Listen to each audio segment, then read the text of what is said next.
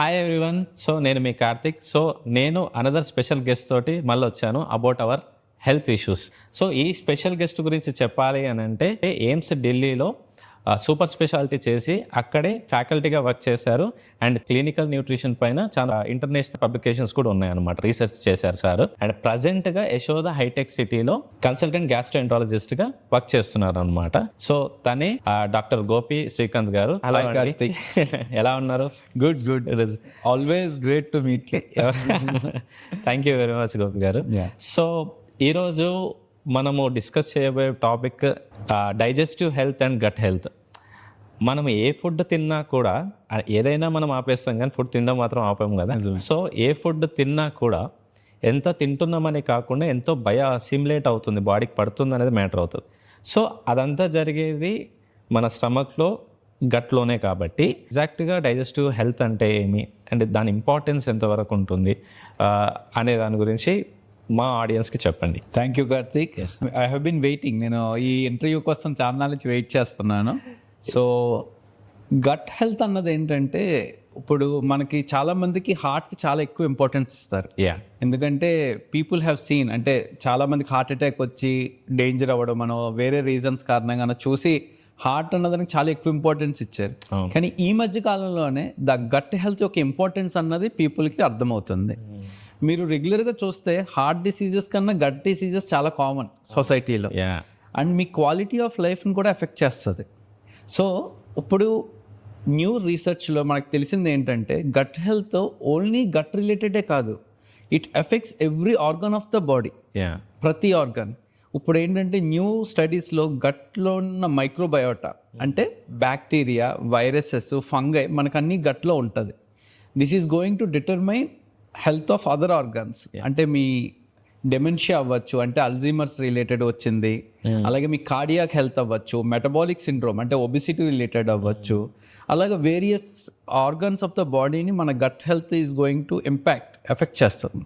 So అసలు gut health అంటే, first of all మనకి అసలు గట్ హెల్తీగా ఉందని ఎలా తెలుస్తుంది అదన్నది ఫస్ట్ క్వశ్చన్ వస్తుంది. So it's very simple. నువ్వు ఉదయమే నిద్ర లేచో, నీకు ఆకలి వేస్తుందా లేదా, తినాలనిపిస్తుందా లేదా, ఫస్ట్ గ్రేట్ అది. సో ఆకలి ఎలా ఉంది నీకు? ఓకే, ఎంత టైంకు నాకు ఆకలి వేస్తుంది, నేను తినాలనుకుంటున్నాను, సరిపడగా తింటున్నాను. ఒకటి. రెండు, నువ్వు రోజు నిద్ర లేచిన వెంటనే ఎప్పుడులాగే ఎప్పటికీ నీకు సుఖ విరోచనం అవుతుందా లేదా, మోషన్కి ఈజీగా అవుతుందా లేదా, నార్మల్ నెంబర్ ఆఫ్ టైమ్స్ అవుతుందా లేదా, నీ వెయిట్ ఎలా మెయింటైన్ చేస్తున్నావు. Okay, so good weight maintain చేస్తున్నావా? సో వెయిట్ తగ్గడం ఒకటి ఎప్పుడు జబ్బు కాదు, వెయిట్ పెరిగినా జబ్బే. సో మాల్ న్యూట్రిషన్ అన్నది లో వెయిటే కాదు, ఎక్సెస్ వెయిట్ కూడా మాల్ న్యూట్రిషన్. సో ఒక కాన్స్టెంట్గా ఒక స్టాండర్డ్ వెయిట్, పిల్లలకు కాకుండా పెద్దల గురించి మాట్లాడతాను. పిల్లలంటే ఎదుగుతారు కాబట్టి వెయిట్ న్యాచురల్గా పెరుగుతారు, కానీ పెద్దల్లో అదే వెయిట్ మెయింటైన్ అవుతున్నారా లేదా. సో ఫుడ్ తీసుకున్నప్పుడు are you enjoying the food? First of all మీరు తీసుకున్న ఫుడ్ని తీసుకున్న తర్వాత అమ్మా బాగుంది, టేస్టీగా ఉంది, నా కడుపు హాయిగా ఉంది అని నీకు అనిపించిందా, దెన్ ఇట్ ఇస్ మీ ఈ క్యారెక్టర్స్ అన్నీ కానీ చేయగలిగితే. అలాగే అంతా డే అయిపోయింది, భోజనం చేశారు, టైం అయింది, పడుకునేటప్పుడు అరే బాబు ఎందుకురా తిన్నాను అనిపించుకోకుండా హ్యాపీగా నిద్రపోయారా, ఇవన్నీ. సో మీకు తెలుస్తుంది దిస్ ఈజ్ గట్ హెల్త్. అంటే మీరు ఎలాగా హ్యాపీగా ఉండగలిగితే, ఇవన్నీ జరిగిందంటే your gut is healthy. That's ఇందులో ఏది జరగకపోయినా it suggest there is some problem with the gut. Gut is not healthy అని. సో సింపుల్గా చెప్పాలంటే ఇందులో ఎప్పుడు, సో నెక్స్ట్ క్వశ్చన్ అదే వస్తుంది, అంటే మరి ఏంటి నాకు గట్ హెల్తీగా లేదు అని చెప్పడానికి ఎలాగ, ఇప్పుడు దాకా ఉంది అని చెప్పడానికి ఎలాగ. లేదు అంటే మీకు సరిగ్గా ఆకలేకపోయినా, లేదా ఎక్సెస్ ఆకలేసినా, ఓకే, లేదు విరోచనంలో ఎక్కువ సార్లు అయినా, ఓకే, లేదా విరోచనం అవ్వాల్సిన దానికన్నా తక్కువ సార్లు అవుతున్నా, కాన్స్టిపేషన్ లాగా ఉన్నా, లేదు మీకు ఫుడ్ ఏదైనా తింటున్నారు, నాకు ఇష్టమైన ఫుడ్, కానీ అది మీకు జీర్ణం అవ్వట్లేదు, సూట్ అవ్వట్లేదు, కడుపులో నొప్పో, మంటో, జీర్ణం అవ్వలేదు అనిపించడమో, కడుపు బ్లోటింగ్ ఉండడమో, ఓకే, ఏదైనా. సో ఇందులో ఏ సిమ్టమ్ వచ్చినా మీ గట్ హెల్దీగా లేదు అని. ఓకే, సో మన గట్ హెల్దీగా ఉందా లేదా అనేది తెలుసుకోవడం ఎలా, దాంతోపాటు హెల్త్ రిలేటెడ్ ఇష్యూస్ ఎలా, మనం దాన్ని ఒకటొకటి డైసెక్ట్ చేద్దాము. సో డైజెస్టివ్ ఇష్యూస్లో మనం కామన్గా వినే ఇష్యూస్ ఏమేమి ఉంటాయి సార్? సో మన దగ్గరికి పేషెంట్స్ ఎటువంటి రకమైన పేషెంట్స్ వస్తారో మనం చూద్దాం. So rare things are rare, మనం అది అవసరం లేదు. సొసైటీలో కామన్గా చూసేది మనం మాట్లాడుకుందాం. సో మనకి స్టమక్, మనకి గట్ అన్నది ఎక్కడ స్టార్ట్ అవుతుంది? పెదాల నుంచి స్టార్ట్ అవుతుంది. So lips, tongue, mouth, food pipe, stomach, small intestine, large intestine and విరోచన ద్వారం, యానల్ కెనాల్, ఇవన్నీ గట్లో. Plus liver, gall bladder, pancreas, spleen, ఇవన్నీ వేరే organs.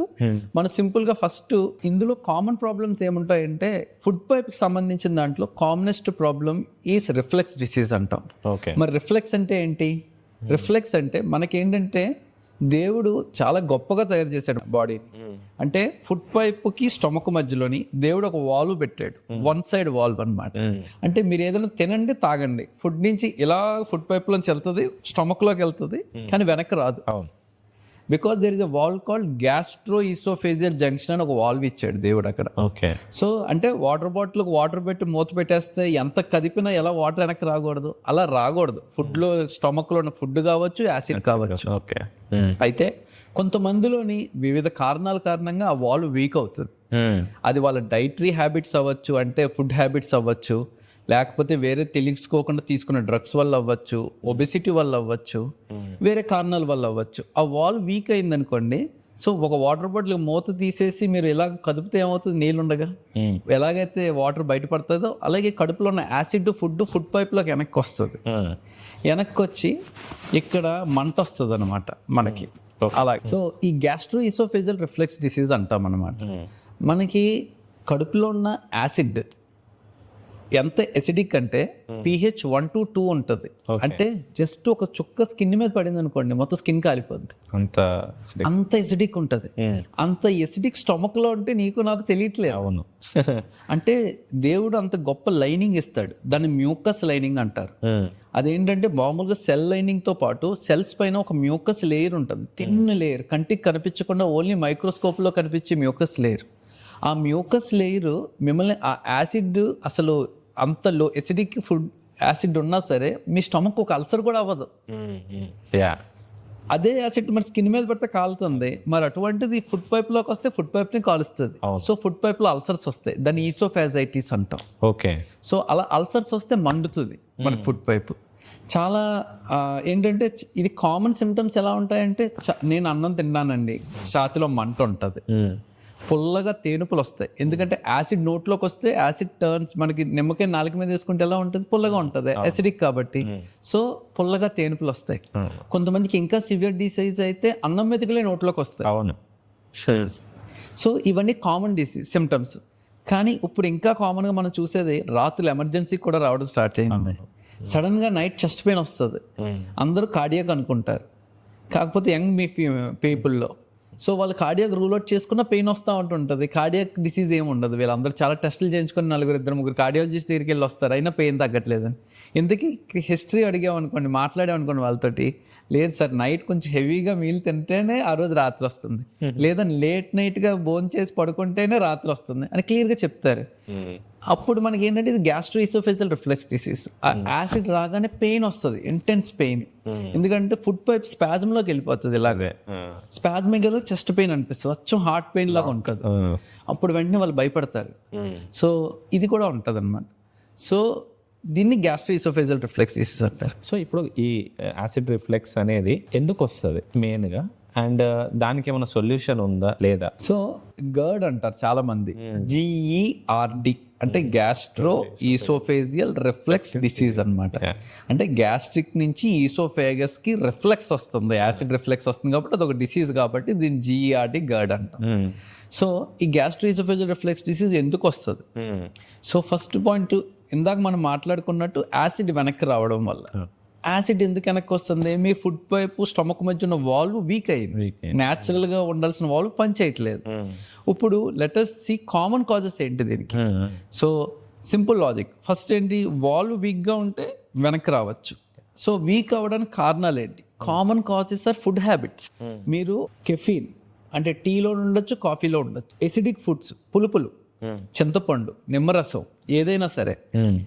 Third chocolates, heavy fatty meals అంటే ఐస్ క్రీమ్లు అవ్వచ్చు, ఆయిల్ ఫుడ్ అవ్వచ్చు, డీప్ ఫ్రైస్ అవ్వచ్చు, ఆల్కహాల్, స్మోకింగ్, ఇవన్నీ ఏం చేస్తాయంటే వాల్వ్ని వీక్ చేసేస్తాయి. ఓకే. వాల్వ్ వీక్ అయినప్పుడు మీకు వెనక్కి, అలాగే ఎసిడిక్ ఫుడ్స్, కార్బోనిక్ యాసిడ్స్ అంటే కూల్ డ్రింక్స్. చాలా మందికి తేనుపు రావడం, మంటగా ఉందంటే అయితే నేను కూల్ డ్రింక్ తాగితే కొంచెం ఇంకా బెటర్ అవుతుంటారు, కానీ వర్షం చేస్తున్నారు మీరు తెలియకుండా. Okay. It's falls sense of అదే అనమాట ఇంప్రూవ్మెంట్. అది యాక్చువల్గా it will worsen girt. So ఇలాగ కూల్ డ్రింక్స్ కానీ కార్బోనిక్ యాసిడ్స్ ఇవన్నిటి వల్ల ఏమవుతుందంటే వాల్వ్ ఇలా టైట్గా ఉన్నది లూజ్ అవుతుంది. అప్పుడు ఏమవుతుంది, మళ్ళీ వెనక్కి వస్తుంది, యాసిడ్ వచ్చింది మీకు ప్రాబ్లం పెంచుతుంది. కొంతమందిలోని ఇది వాల్వ్ వీక్ అవ్వడానికి కారణాలు. కొంతమందిలోని ఏమవుతుంది, బాగా ఇప్పుడు సపోజ్ వాటర్ బాటిల్లో ఉంది, మీరు బాటిల్ ఇలా నొక్కితే ఏమవుతుంది, వాటర్ పైకి వస్తుంది. మీకు అబ్డామినల్ ఒబిసిటీ వచ్చింది అనుకోండి, అబ్డామినల్ ఫ్యాట్ స్టమక్ని ఏం చేస్తుంది, చేసేస్తుంది. చేస్తే ఏమవుతుంది, మళ్ళీ యాసిడ్ వెనక్కి పైకి లెగుస్తుంది.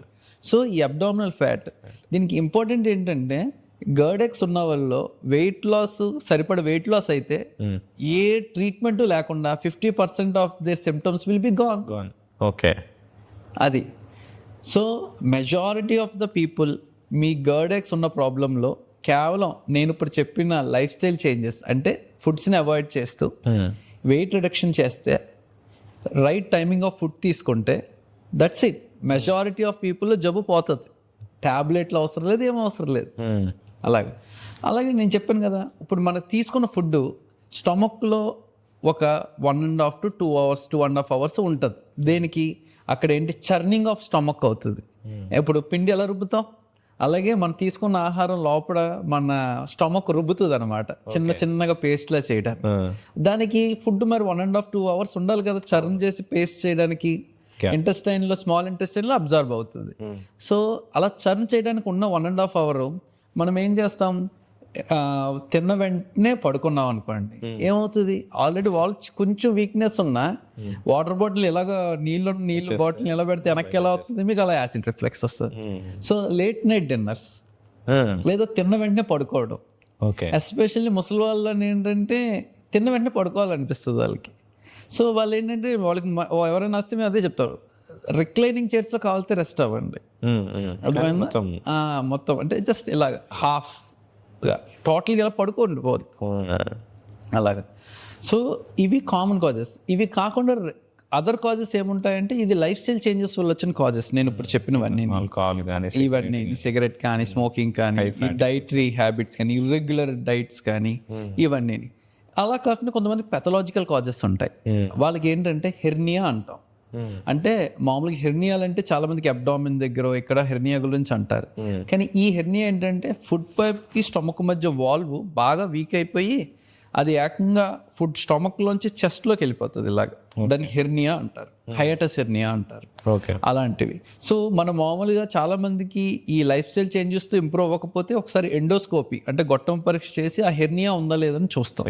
ఆ హెర్నియా ఉండడం వల్ల మనకి ఏం తెలుస్తుంది అంటే, ఆ హెర్నియా ఉన్న వాళ్ళకి మనం అది హెర్నియాగా రిపేర్ చేస్తే మొత్తం గర్డెక్స్ అంతా రిజాల్వ్ అయిపోతుంది. సో అవి రేర్ కాజెస్. కానీ common causes are lifestyle. అది చాలా ఇంపార్టెంట్. సో ఇప్పుడు ఈ గట్ రిలేటెడ్ ఇష్యూస్ కానీ డైజెస్టివ్ రిలేటెడ్ ఇష్యూస్ ఉన్న వాళ్ళకి నేను చూసినంత వరకు లీన్ ఉంటారు. అంటే వాళ్ళు తిన్న ఫుడ్ బయోసిమ్యులేట్ కాకపోవడం వల్ల వాళ్ళు ఏమి తిన్నా పడకపోవడము, బ్లోట్ అవ్వడము, గ్యాస్ట్రిక్ అవ్వడం, ఏదో ఒక ఇష్యూ. ఓకే, వాళ్ళకి మళ్ళీ డాక్టర్ దగ్గరికి పోతేనే మళ్ళీ కొంచెం సెట్ అయ్యి సింపుల్ ఫుడ్స్ తినమని చెప్తారు. అది దాంతోపాటు కొంచెం మెడికేషన్ అట్లా ఇస్తారు. సో ఇప్పుడు సెంట్రల్ ఒబేసిటీ వచ్చింది అంటే ఒక సినారియో. ఓకే, కొంతమందికి అసలు అలాంటి ఏ హ్యాబిట్స్ లేవు. One of my own friend ఉన్నారు. సో చాలా లీన్ ఉంటుంది, అండర్ వెయిట్లు ఉంది ఆబ్వియస్లీ చెప్పాలంటే. సో జనరల్గా అమ్మాయికి ఏమంటే ఏదన్నా జనరల్గా ఏముంటుంది, బయట ఏదన్నా ఫాస్ట్ ఫుడ్ ఏదన్నా కొంచెం తినాలనిపిస్తుంది వాళ్ళకి, కాలేజ్ నుంచి ఏదైనా అలవాటు ఉన్నా అప్పుడప్పుడు ఒకసారి తిన్నా ఇంకా నా పెయిన్ కానీ చాలా ఇబ్బంది పడుతుంది. సో అది ఎందుకు వస్తుంటుంది? ఇది కూడా ఇదే రీజనా లేకపోతే ఎలా? సో మీరు క్లియర్గా చెప్పేశారు ఆన్సర్ కూడా. ఫాస్ట్ ఫుడ్ తింటేనే వస్తుంది అని మీరే ఆన్సర్ చెప్పారు. అంటే లేదు అని మీరే దానికి ఎందుకు వస్తుందా అన్నది కూడా చెప్పేశారు. So that's the culprit. Okay, ఆ ఫాస్ట్ ఫుడ్స్లోని there are flavoring agents, they do add, అలాగే కలరింగ్ ఏజెంట్స్. బికాజ్ ఒక ఫుడ్ని మీరు ఎలాగ ఆస్వాదిస్తారు? టేస్ట్ ఒకటి, colour, yeah, aroma, texture of the food, ఇన్నిటి ద్వారా మీరు ఎంజాయ్ చేస్తుంటారు ఫుడ్ని. సో మీరు బయటికి వెళ్ళి తిన్నప్పుడు he tries to improve every aspect. ప్రతిదీ బాగుండాలని కొంచెం కలర్ వేస్తాడు, అరోమాకు కొంచెం ఎక్స్ట్రా వేస్తాడు. మీరు తిన్న వెంటనే you need the tinge on the tongue. అవును కదా, subtle flavours people do may not like, strong flavours కావాలి. సో ఆ టింజ్ దానికి they may add some other aspartate కావచ్చు, అదర్ ఫ్లేవరింగ్ ఏజెంట్స్ వేయచ్చు. What does all this do? ఇవన్నీ మరి చేసినప్పుడు ఏమవుతుంది? So that itself is the cause for GERD ఎక్స్. అందులో తనకి ఒబిసిటీ లేదు పుష్ చేయడానికి ఎక్స్ట్రా స్టమక్ ని, కానీ వాల్వ్ ఎందుకు వీక్ అవుతుందంటే మీరు టిపికల్ గా చెప్తున్నారు ఇంట్లో తింటే ఫుడ్ కి ఏం అవ్వట్లేదు, కానీ ఫాస్ట్ ఫుడ్ కంట్రోల్ చేయలేక. అయితే లక్కీగా కొంతమందికి ఆ ఫాస్ట్ ఫుడ్ తిన్నా రాదు. Okay, that may be many reasons. Inherent గా తనకి కొంచెం వాల్ వీక్ ఉండొచ్చు అందరి మీద చూస్తే, కానీ మిగతా వాళ్ళకి కొంచెం అందరికన్నా తనకి వీక్ గా ఉండడం వల్ల మోర్ ప్రోన్, ఎక్కువ ఛాన్సెస్ ఉన్నాయి తనకి. ఎందుకంటే చాలా మంది తింటా ఉంటుంటారు, కానీ అందరికీ గర్డ్ ఎక్స్ రాదు కదా. సో గర్డ్ రాదు కాబట్టి రిఫ్లెక్స్ ఉండొచ్చు చాలా మంది. కానీ ఈవిడికి ఉంది ఏంటంటే ఇన్హెరెంట్ గా కొంచెం వీక్ ఉండొచ్చు. అయితే వీక్ ఉన్న వాళ్ళు అందరిలోని ట్రీట్మెంట్ ఏమో అవసరం లేదు. ఇప్పుడు చెప్పాను కదా, లైఫ్ స్టైల్ చేంజెస్ లాగా. సో ఆ ఫాస్ట్ ఫుడ్ కంట్రోల్ చేయలేకపోతే అప్పుడు ఏం చేయాలి? She shoes to choose foods కూడా, అందులో కూడా విచ్ ఆర్ కాజింగ్, అంటే ఏదైతే రిఫ్లెక్స్ కాజ్ చేస్తానో ఏవి కాజ్ చేయట్లేదని షీ షుడ్ చూస్. ఓకే, తను అంటే వాళ్ళే తెలుసుకోవాలి ఏది పడుతుంది, దాన్ని బట్టి కొంచెం జాగ్రత్తగా ఉంటే సరిపోతుంది. So most important and interesting topic ఏంటంటే గ్యాస్ట్రైటిస్. ఓకే, సో ఈ గ్యాస్ అనేది రిలీజ్ కాకపోతే అన్హెల్దీ అంటారు, ఓకే, రిలీజ్ అయితే హెల్దీ అంటారు, ఎక్కువ రిలీజ్ అయితే అన్హెల్దీ అంటారు, చాలా ఉన్నాయి కదా. సో ఆ గ్యాస్ట్రైటిస్ అనేది ఎందుకు వస్తుంది, అండ్ దాంతోపాటు ఏది నార్మల్ రేంజ్, ఏది టాక్సిక్ రేంజ్ అనేది ఒకసారి చెప్పండి. సరే, సో మనకి చాలా మందికి ఏంటంటే కామన్ టెర్మినాలజీలోని జనాలు గ్యాస్ ఇప్పుడు ఫస్ట్ మా దగ్గరకు వచ్చిన ఒక 30% ఆఫ్ పేషెంట్స్ ఏమైందంటే గ్యాస్ ప్రాబ్లం అని అంటారు. గ్యాస్ అంటే స్టమక్ లో ఏ ప్రాబ్లం అయినా వాళ్ళు గ్యాస్ అనే అంటారు. అది పెయిన్ అవ్వచ్చు, బర్నింగ్ అవ్వచ్చు, బ్లోటింగ్ అవ్వచ్చు, కాన్స్టిపేషన్ అవ్వచ్చు, కరెక్ట్, ఏదైనా వాళ్ళ కామన్ టెర్మినాలజీ గ్యాస్ అంటారు. So gas doesn't mean anything యాక్చువల్గా. గ్యాస్ అన్నది ఒక సిమ్టమ్. సో మనకి ఎప్పుడైనా మన దగ్గర పేషెంట్ వచ్చినప్పుడు మనము డీపర్గా అర్థం చేసుకోవడానికి ప్రయత్నం చేస్తాం. అమ్మ గ్యాస్ నాకు అర్థమైంది, కానీ ఏంటి నీ ఇబ్బంది ఏంటి, మంట ఉందా, నొప్పి ఉందా అంటే అప్పుడు వాళ్ళు చెప్తారనమాట మాకు ఈ ప్రాబ్లం ఉంది అని చెప్పి. అప్పుడు అప్పుడు దానికి మళ్ళీ అబ్డామినల్ పెయిన్, కడుపు నొప్పి అనుకోండి, అది ఒక రీజన్ అవుతుంది. అబ్డామినల్ బ్లోటింగ్ అంటే కడుపు ఉబ్బరం పొంగడం ఉందనుకోండి, అది వేరే రీజన్స్ అవుతుంది. ఒకరికి కాన్స్టిపేషన్, మలబద్ధకం అంటే అది వేరే రీజన్ అవుతుంది. అలా మనం దీన్ని ఇప్పుడు గ్యాస్ అన్న దాన్ని ఇలా సబ్డివైడ్ చేయాలి, ఏంటి ప్రాబ్లం ఉందని అర్థం చేసుకొని అప్పుడు ఆ సిమ్టమ్ని అర్థం చేసుకొని మనం పూర్తి న్యాయం చేయగలుగుతాం పేషెంట్కి. అయితే ఇందులో మీరు చెప్పిన దాంట్లో గ్యాస్ అంటే కడుపు ఉబ్బరం గురించి మాట్లాడదాం ఈరోజు ఫస్ట్. సో గ్యాస్ అంటే చాలా మందికి కింద నుంచి గాలి ఎక్కువ పోతుంది అనుకోండి, అది కూడా గ్యాస్ అంటారు. గ్యాస్ ఎక్కువ పోతుంది అని అంటారు. కొంతమంది తేనుపులు ఎక్కువ వచ్చినా బర్పింగ్ అంటే దాన్ని గ్యాస్ ఎక్కువ వస్తుంది అంటారు. కడుపు ఉబ్బరంగా ఉన్నా బ్లోటింగ్ అంటారు. సో నాకు గ్యాస్ ఎక్కువ అయిందని అంటారు. నేను అందరికి ఒకటే చెప్తాను, గ్యాస్ లేకుండా మనిషి అన్న కూడా ఉండడు, అందరికి ఉంటుంది. సో మనకి ఏంటంటే న్యాచురల్గా ఇంటెస్టైన్లోని మనం ఫుడ్ తినేటప్పుడు మాట్లాడేటప్పుడు గాలి మింగేస్తాం తెలియక, అది న్యాచురల్ థింగ్. సో గాలిలో నైట్రోజన్ ఎక్కువ ఉంటుంది. సో మన స్టమక్ లో కూడా ఆ ఇంటెస్టైన్ లో కూడా ఆ గాలి అలా కిందకి వెళ్తుంది ఇంటెస్టైన్. సో ప్రతి మనిషికి 200 నుంచి ఒక 300 మధ్యలో గ్యాస్ ఇంటెస్టైన్ లో ఉంటుంది. అది సర్వసాధారణం. మనం మింగడం వల్ల, తినేటప్పుడు, మాట్లాడేటప్పుడు, వేరే కారణం వల్ల గ్యాస్ మింగుతాం. సో దాంట్లో బయట గాల్లో ఎలాగైతే ఎక్కువ నైట్రోజన్ కంటెంట్ ఉంటుందో అందులో ఎక్కువగా నైట్రోజన్ కంటెంట్ ఉంటుంది. అయితే ఆ గ్యాస్ 200-300 mlకి ఏం అవ్వదు. ఓకే, అదేంటంటే అది ఒకవేళ లోపల కింద నుంచి గాలి ఎక్కువ పోతుంది అనుకోండి ఒకసారి, అదొక సిమ్టమ్. ఇప్పుడు మనం గ్యాస్ అనగానే మనం అడిగామనుకోండి, ఒకళ్ళు వచ్చి లేదండి నాకు కింద నుంచి గాలి ఎక్కువ పోతుంది అని ఉంటుంది. సో ఫస్ట్ మనం అర్థం చేసుకోవాల్సింది, మామూలుగా ఎవరికైనా సరే ఉదయమే నిద్ర లేచాకో లేదా రోజులో ఒకసారో 2 సార్లు 3 సార్లు గాలి కింద నుంచి ఒకసారి పోవడం అనేది సాధారణం. అంటే గాలి పోవడం కూడా అవుతుందంటే పేగుల కదలిక ఉందని అర్థం. మూమెంట్ సర్జరీ అయిన తర్వాత రోజు మేము సర్జరీ అయిన పేషెంట్ని, కడుపులోకి సర్జరీ అవుతుంది కదా పేషెంట్, వాళ్ళు అడిగే ఫస్ట్ క్వశ్చన్ ఏంటంటే వెళ్ళాక నార్మల్ అయ్యారా లేదా ఎలా చెప్తాం? అమ్మ కింద నుంచి గాలిపోతుందా అని ఫస్ట్ క్వశ్చన్ అడుగుతాం. ఓకే. ఎవరికైతే సర్జరీ అబ్డామినల్స్ కడుపు సర్జరీ తర్వాత ఎవరికైతే సార్ ఈరోజు గాలి పోయింది అంటారో అంటే పేగుల కదలిక అంతా నార్మలైజ్ అయిపోయింది అండ్ ఫిట్ ఫర్ డిశ్చార్జ్ అని. Okay. They are doing good అని. ఎవరికైతే లేదు ఇంకా నాకు గాలి కింద నుంచి పోవట్లేదు అన్నారనుకో అంటే పేగుల కదలిక వాళ్ళకి రాలేదని, అంటే ఇంకా సర్జరీ నుంచి కోలుకోలేదని. ఓకే. సో వాళ్ళకి ఒకవేళ సర్జరీ కడుపుకి సర్జరీ అయిన తర్వాత నాకు ఫస్ట్ మేము అందరిని అదే అడుగుతాం, గాలి కింద నుంచి పోతుందా అని. అంటే గాలి కింద నుంచి పోతుంది అన్నారంటే పేగుల కదలిక మళ్ళీ నార్మలైజ్ అయిపోయిందని. సో రోజుకి 1-3 సార్లు గాలి పోవడం సాధారణమే, నార్మలే. అయితే దానికన్నా ఎక్కువ పోతున్నా లేదా వాసన బాగా దుర్వాసన ఎక్కువ వచ్చినా అప్పుడు అది అబ్నార్మల్గా కన్సిడర్ చేస్తాం. లేదా గాలి కిందకు పోకుండా బ్లోటింగ్ ఎక్కువ అయిపోయినా ఇది అబ్నార్మల్ థింగ్స్. సో ఇందులో కూడా చెప్పాను కదా ప్రతి దాంట్లో. సో దీంట్లో ఒక్కొక్కటి మళ్ళీ సబ్ డివైడ్ చేసి మనం డీటెయిల్గా డిస్కస్ చేయొచ్చు. ఒకటి గాలి ఎక్కువ పోతుంది అంటే కానీ దాంట్లో స్మెల్ లాంటిది ఏం లేదు, జస్ట్ గాలిపోతుంది అనుకోండి. అప్పుడు దానికి కారణాలు ఏమవుతుందంటే మనకి ఇంటెస్టైన్లో కూడా మైక్రోబయోటా అని ఉంటుంది, ఇప్పుడు దాకా డిస్కస్ చేస్తాం కదా. సో ఇంటెస్టైన్లో కూడా బ్యాక్టీరియా ఉంటుంది. ఆ బ్యాక్టీరియా కూడా దాని ఓన్ మెటబాలిజం అన్నీ అవుతూ ఉంటుంటాయి బ్యాక్టీరియా కూడా. సో మన స్టూల్ లాంటిది అనమాట. సో బ్యాక్టీరియా కొన్ని ఫుడ్స్ వల్ల అదేంటంటే వాటిని ఫర్మెంటేషన్ ఎక్కువ జరగడం వల్ల, అంటే ఇప్పుడు మీరు తిన్న ఫుడ్ ఇంటెస్టైన్లో అబ్జర్వ్ అవ్వలేదు, అలా కిందకి వెళ్ళిపోయి పెద్ద పేగులోకి వెళ్ళిపోయింది. ఆ పెద్ద పేగులో ఉన్న బ్యాక్టీరియా ఏం చేస్తుంది, డైజెస్ట్ అవ్వని ఫుడ్ని అది డైజెస్ట్ చేస్తుంది. ఓకే.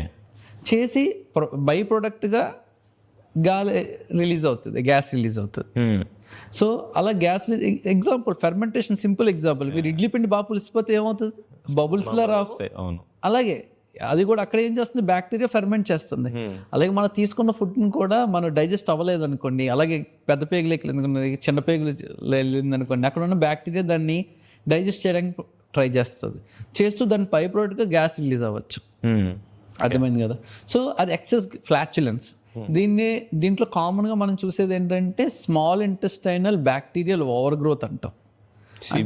సీబోల్ అంటే అప్పుడప్పుడు బ్యాక్టీరియా ఓవర్గా అయిపోయినా ఎక్కువ రిలీజ్ అయిపోద్ది ఉండాల్సిన దానికన్నా, అదొకటి రీజన్ అవ్వచ్చు. లేదా ఫుడ్ సరిగ్గా సూట్ అవ్వకపోయినా మీరు చూస్తే నేను పప్పు ఎక్కువ తింటే గాలి ఎక్కువ పోతుంది అని అంటారు. సో అలాగా డైట్ రిలేటెడ్ బ్యాక్టీరియా క్వాంటిటీ నార్మల్గానే ఉంది, కానీ మీ డైట్ తేడా వచ్చడం వల్ల బ్యాక్టీరియా అయింది. డైట్ బాగానే తీసుకున్నారు కానీ లోపల బ్యాక్టీరియల్ ఓవర్ గ్రోత్, అంటే 1,00,000 ఉండాల్సిన బ్యాక్టీరియా 2,00,000, అప్పుడు అవి ఎక్కువ ప్రొడ్యూస్ చేస్తాయి, అప్పుడు అవ్వచ్చు, రిలీజ్ అవ్వచ్చు. లేదా మూడోది ఏంటంటే మనకి ఎక్కువ దుర్వాసన ఎందుకు వస్తుంది అంటే హైడ్రోజన్ సల్ఫైడ్ అని ఒక కెమికల్ ఉంది, అది గ్యాసే. అది ఎక్కువ కాంపోజిషన్ అంటే ఎక్కువ పర్సంటేజ్ ఉందనుకోండి అప్పుడు దుర్వాసన వస్తుంది. సో దానికి కూడా కొన్ని ఫుడ్స్ రిలేటెడ్, అలాగే కొన్ని ఎక్సెస్ అంటే కొన్ని వేరే బ్యాక్టీరియాలు ఎక్కువ అవడం వల్ల లేదా కొన్ని పడని ఫుడ్ తీసుకోవడం వల్ల ఆ హైడ్రోజన్ సల్ఫైడ్ అనేది ఎక్కువ రిలీజ్ అయింది అనుకోండి అప్పుడు దుర్వాసన వస్తుంది. సో ఇన్ ఏ నట్షల్ మనం ఒకటి చెప్పాలంటే పడని ఫుడ్ తినడం అవ్వచ్చు, లేదా కింద ఉన్న మన గట్ బ్యాక్టీరియా ఆల్టర్ అవ్వడం వల్ల అవ్వచ్చు. ఈ రెండింటి వల్ల ఎక్సెస్ కింద నుంచి గాలిపోవడం కానీ కింద నుంచి ఎక్కువ బ్లోటింగ్ రావడం కానీ ఇవన్నీ జరుగుతూ ఉంటుంది. మీరు అది చెప్తుంటే ఒకటి గుర్తొచ్చింది, చాలామంది బాడీ బిల్డింగ్ చేసేవాళ్ళు కానీ లేదంటే they want to build the muscle అన్నప్పుడు వాళ్ళ ప్రోటీన్ రిక్వైర్మెంట్ పెరుగుతుంది కదా. జనరల్గా కేజీకి 1.5 to 2 grams వరకు తీసుకుంటారు, ఒక్కోసారి ఎక్కువ ప్రోటీన్ తీసుకున్న వాళ్ళకి కూడా ఎక్కువ గ్యాస్ రిలీజ్ అవుతుంది అనేది వింటాం. అవును. సో అది ఎందుకు? సో అదే నేను చెప్పినట్టు డైట్. ఓకే. ఇప్పుడు ఏదైనా ఎక్సెస్ అయింది అనుకోండి, ఓకే, పప్పు అంటే ఇట్స్ మోర్ ఆఫ్ ప్రోటీన్ కదా. సో ఏదైనా ఎక్సెస్ అయినప్పుడు body doesn't digest to the full extent, అంతా డైజెస్ట్ చేయకపోవచ్చు. అది వెళ్ళి డైజెస్ట్ చేసేది ఎవరో బ్యాక్టీరియా. సో దాంతో బ్లోటింగ్ అది రావడం. సో ఎప్పుడైనా ఒక సింపుల్ గుర్తుపెట్టుకోండి, ఏదైనా అమితంగా ఉన్నా కష్టమే, అది ప్రోటీన్ అవ్వచ్చు ఏదైనా కానీ. అంతే. అంటే ఎప్పుడైనా మీరు తీసుకునే ఆహారం సరిపాలలో ఉండాలి. కార్బోహైడ్రేట్స్, ప్రోటీన్స్, ఫ్యాట్స్ ఒక సరిపాలలో ఉంటే అదొక ప్రాపర్ కాంపోజిషన్. అంతే తప్ప నేను కార్బోహైడ్రేట్ ముట్టుకోను, కేవలం 100% ప్రోటీన్ తీసుకుంటానంటే బాడీకి కూడా సూట్ అవుతుంది. అదే అది. సో మీరు అదే కరెక్ట్ కాంపోజిషన్లో తీసుకున్నారనుకోండి, ఇట్ ఈస్ గోయింగ్ టు, అది మీకు ప్రాబ్లం చేయదు ఎప్పుడు. అదే. So మితం important. మితం ఏదైనా అంతే. మంచి అయినా చెడు ఏదైనా రైట్ ప్రొపోర్షన్స్ లోనే కరెక్ట్. కరెక్ట్. ఏదైనా అతిగా తీసుకున్నా అది డెఫినెట్ గా హానే చేస్తుంది. మీరు అన్నారు కదా, ఓకే నాకు ఛాతీలో కొంచెం అలా అవుతుంది, గ్యాస్ట్రిక్ అయి ఉండొచ్చు లేదా బ్లోటింగ్ అయి ఉండొచ్చు, సో తినిన దానికి చాలా ఇబ్బంది పడుతున్నారని కార్బోనేటెడ్ డ్రింక్స్ తీసుకోవడం కానీ ఇవి చెప్పారు కదా. సో మెజారిటీ ఆఫ్ పీపుల్ అలా మెడికల్ కౌంటర్కి వెళ్ళి ఈనోనో, ఒక జీరా సోడాను, ఓకే, లేదంటే ఆ గ్యాస్ట్రిక్ సిరప్స్, టాబ్లెట్ యాంటాసిడ్స్ కానీ, సో ఇవి ఈజీగా వాడేస్తున్నారు. అది కూడా కన్సిస్టెంట్ బేసిస్లో. ఒకసారి డాక్టర్ దగ్గరికి వెళ్తే ఇదే ఇచ్చాడు కదా, నాకు ఈ ప్రాబ్లం ఉంటే అదే వేసుకోవాలని, అంటే ఇప్పుడు డాక్టర్ సజెస్ట్ చేశారంటే ఒక పాయింట్ వరకు చెప్తారు, అవునా కదా. కానీ అది కన్సిస్టెంట్గా వాడితే వచ్చే ఎఫెక్ట్స్, దానివల్ల అట్లా ఎందుకు వాడకూడదు వితౌట్ ఎనీ ప్రాపర్ ప్రిస్క్రిప్షన్ అనేది ఒకసారి. సో దీంట్లోని చాలా మందికి దీని over the counter drugs, OTC అంటాం, ఓవర్ ద కౌంటర్ డ్రగ్స్ అంటాం. ఓకే. ఇదేంటంటే అన్ఫార్చునేట్గా దురదృష్టవశాత్తు యుఎస్లోని మీకు అబ్రాడ్లోని చాలా డ్రగ్స్ రిస్ట్రిక్టెడ్ ఉంటాయి. కొన్ని డ్రగ్స్ వాళ్ళకి ఓవర్ ద కౌంటర్ దొరుకుతాయి. మనకి ఇక్కడ అన్ని కూడా డ్రగ్స్, యాంటీబయాటిక్స్ సహా అన్ని జస్ట్ మెడికల్ షాప్కి వెళ్ళి అడిగితే చాలు ఇచ్చేస్తారు. అడగాల్సిన అవసరం లేదు, మీరు సిమ్టమ్ చెప్తే వాళ్ళే ఇచ్చేస్తారు.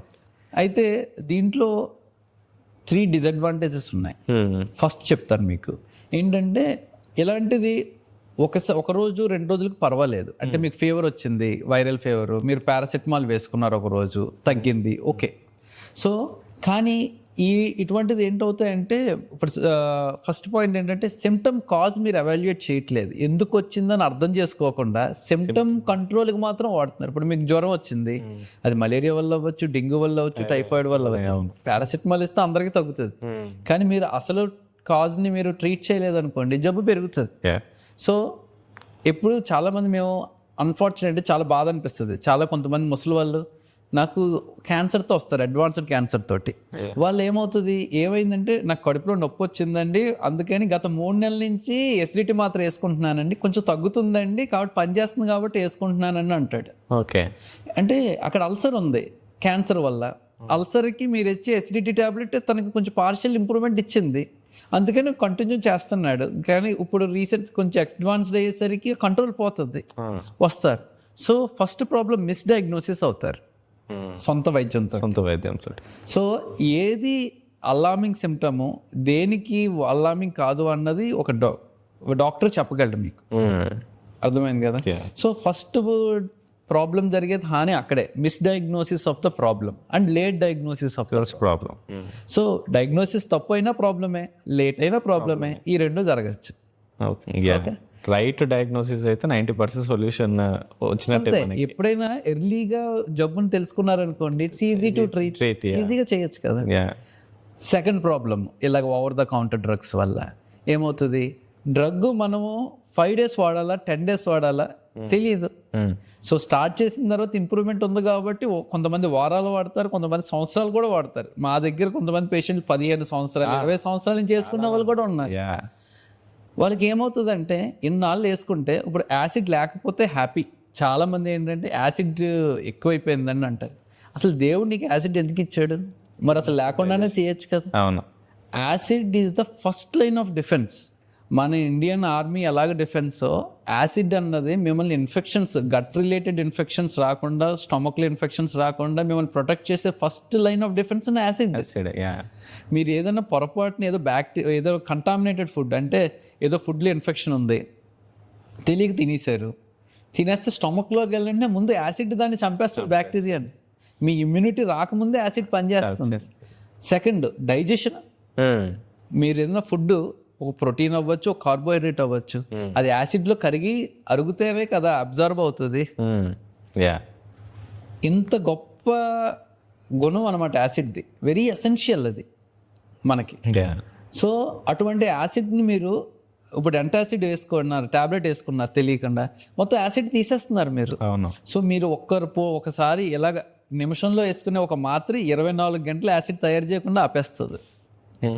సో మీరు నెక్స్ట్ 24 గంటలు అయ్యాక మళ్ళీ మీరు వేసేసుకుంటారు. అంటే లిటరల్గా మీరు యాసిడే తయారవనివ్వట్లేదు బాడీకి, యాసిడ్ తయారవ్వలేదు. సో మీరు తీసుకున్న ఫుడ్ అంతా అసలు ఎలా డైజెస్ట్ అవ్వాలో అలా డైజెస్ట్ అవ్వట్లేదు.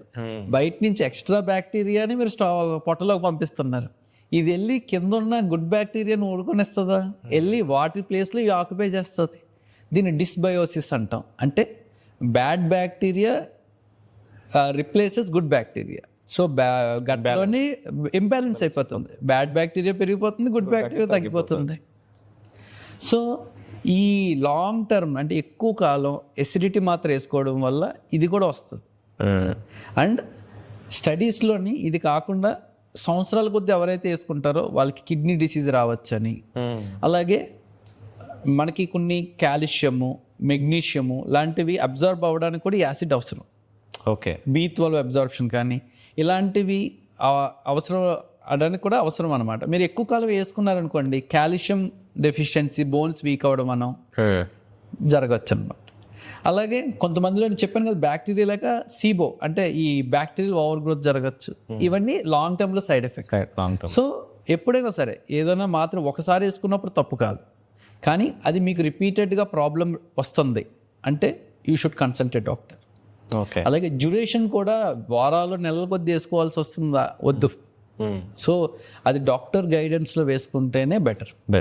ఇంకో ఇంట్రెస్టింగ్ టాపిక్ ఏమంటే, చాలామంది బాత్రూమ్కి వెళ్ళారనుకోండి, 2 గంటలు 3 గంటలు కావాలి వాళ్ళకి టైం, అయినా రావట్లేదని చాలామంది కంప్లైంట్ చేస్తారు. ఓకే, కాన్స్టిపేషన్ ఇది చాలా, ఆ రోజు వాళ్ళకి ఒక సుఖ విరోచనం అయితే చాలు అనుకునే వాళ్ళు చాలామంది ఉన్నారు. అవునా కదా? ట్రూ. సో ఏమేమి కారణాలు ఉంటాయి, వాటిని ఒక న్యాచురల్ ప్రక్రియని నార్మలైజ్ చేసుకోవడానికి ఎలాంటి మన లైఫ్ స్టైల్ చేంజెస్ కానీ what are the solutions? So ఈ ఫస్ట్ ఈ మలబద్ధకం అంటే కాన్స్టిపేషన్ అంటే ఏంటని చూద్దాం. సాధారణంగా మీరు ఎప్పుడైనా ఒక కాన్స్టిపేషన్ వచ్చిందా లేదా అని చెప్పాలంటే మీరు బేస్ లైన్ యాక్చువల్గా హెల్తీగా ఉన్నప్పుడు ఎన్నిసార్లు వెళ్తున్నారు, దాని నుంచి ఏమైనా అబ్నార్మాలిటీ అవుతుందా లేదని చూడాలి. First point. ఓకే. సాధారణంగా ఏంటంటే మనము వారంలో 3 సార్లు వెళ్ళినా అబ్నార్మల్ కాదు, 3 సార్లు కన్నా తక్కువ వెళ్తే వారంలో అది అబ్నార్మల్. ఓకే. అది ఇప్పుడు కొంతమందికి అలవాటు రోజు విడిచి రోజు ఉంటుంది, కానీ దానివల్ల కడుపు నొప్పి కానీ ఏమీ ఉండదు. అది వాళ్ళకి ముందు నుంచి ఉన్న అలవాటు. ఓకే. సో దానివల్ల కాదు. కానీ కాన్స్టిపేషన్ ఎప్పుడు అంటామంటే, ఒకటి మీకు ముందు అంటే ముందు టైంలో ఎంత ఫ్రీక్వెంట్గా వెళ్తున్నారో అంత ఫ్రీక్వెంట్గా వెళ్ళకపోయినా అంతకన్నా తక్కువ వెళ్ళినా, లేదా విరోచనం ఎంత మందంగా అవుతుంది అంటే చాలా గట్టిగా అవుతుందా, నార్మల్గా అవుతుంది కానీ అప్పుడు మీద గట్టిగా అవుతున్నా, అది కాన్స్టిపేషన్ అంటాం. లేదా మీరు చాలామందికి కొంతమందికి మోషన్కి వెళ్తారు కానీ కడుపు అంతా ఖాళీ అయినట్టు ఉండదు. అవును. అది ఇంకో ఏదో ఉండిపోయిందని మళ్ళీ వెళ్తారు గంటకి. అలాగా దాని సెన్స్ ఆఫ్ ఇన్కంప్లీట్ ఎవాక్యుయేషన్ అంటే పూర్తిగా అవ్వలేదు అని అనిపించను ఫీలింగ్ అలా ఉన్నా, లేదా న్యాచురల్గా మనం మోషన్కి వెళ్ళినా ఇలా కూర్చుంటే 2-3 నిమిషాల్లో అయిపోద్ది, కానీ ఇలాగ ఎక్కువసేపు మొక్కాల్సిన అవసరం వచ్చినా అది. ఇవన్నీ కాన్స్టిపేషన్లోకి వేరే వేరే రకాలుగా చెప్తాం. కాన్స్టిపేషన్ ఎందుకు వస్తుంది? చాలా మందికి చైల్డ్హుడ్ టీనేజ్లో స్టార్ట్ అవుతుంది, చైల్డ్హుడ్లో. This is because of lack of training. అంటే పేరెంట్స్ పిల్లల్ని ప్రాపర్గా ట్రైన్ చేయలేకపోవడం మొదటి కారణం. ఓకే. మీరు యాక్చువల్గా చూస్తే చిల్డ్రన్లో చాలా కామన్ ఉంటుంది కాన్స్టిపేషన్. అవును, చాలా చాలా చాలా చాలా. ఎందుకంటే పేరెంట్స్కి, చాలా మంది పేరెంట్స్కి టైం ఉండదు, ఓపిక ఉండదు. కానీ చిన్నప్పటి నుంచి మీరు ప్రాపర్గా ట్రైన్ చేయగలిగితే that's very good thing. So మనకి బాడీకి సర్కేడియన్ రిథమ్స్ అంటాం, ఒక రిథమ్ ఉంటుంది. మీరు ఒకసారి అబ్జర్వ్ చేస్తే ప్రతి పర్సను సేమ్ పాయింట్ అంటే సేమ్ టైమ్ ఆఫ్ ద డేలో మోషన్కి వెళ్తాడు. అవును. ఒకరికి లేచిన తర్వాత వెంటనే ఒకడు వెళ్తాడు, లేదా ఒకడు కొంచెం వాటర్ తాగాక వెళ్తాడు, లేదా ఒకటి గంట తర్వాత వెళ్తాడు, లేదా ఒకటి స్నానానికి ముందు వెళ్తాడు. ఒక ఫిక్స్డ్ టైమింగ్ ఉంటుంది. కాఫీ తాగినాక వెళ్తాడు. సో ఒక ఫిక్స్డ్ టైమింగ్ ఉంటుంది. ఆ టైమింగ్ బట్టి వాళ్ళు వెళ్తూ ఉంటుంటారు. సో దాంట్లో ఇప్పుడు సేమ్ టైమింగ్ బట్టే. సో మీరు ప్రాపర్గా ట్రైన్ చేయలేదు. ఇప్పుడు ఫస్ట్ సింపుల్ ఎగ్జాంపుల్, ఒక స్కూల్ గోయింగ్ చైల్డ్ తీసుకుందాం. వాడు స్కూల్కి 8కి బస్సు ఎక్కాలి, మీరు 7కి లేపి పరిగెట్టేస్తే ఆడు కూర్చొని మోషన్కి వెళ్ళడానికి టైం ఎక్కడ ఉంది? ఫస్ట్ లేదు.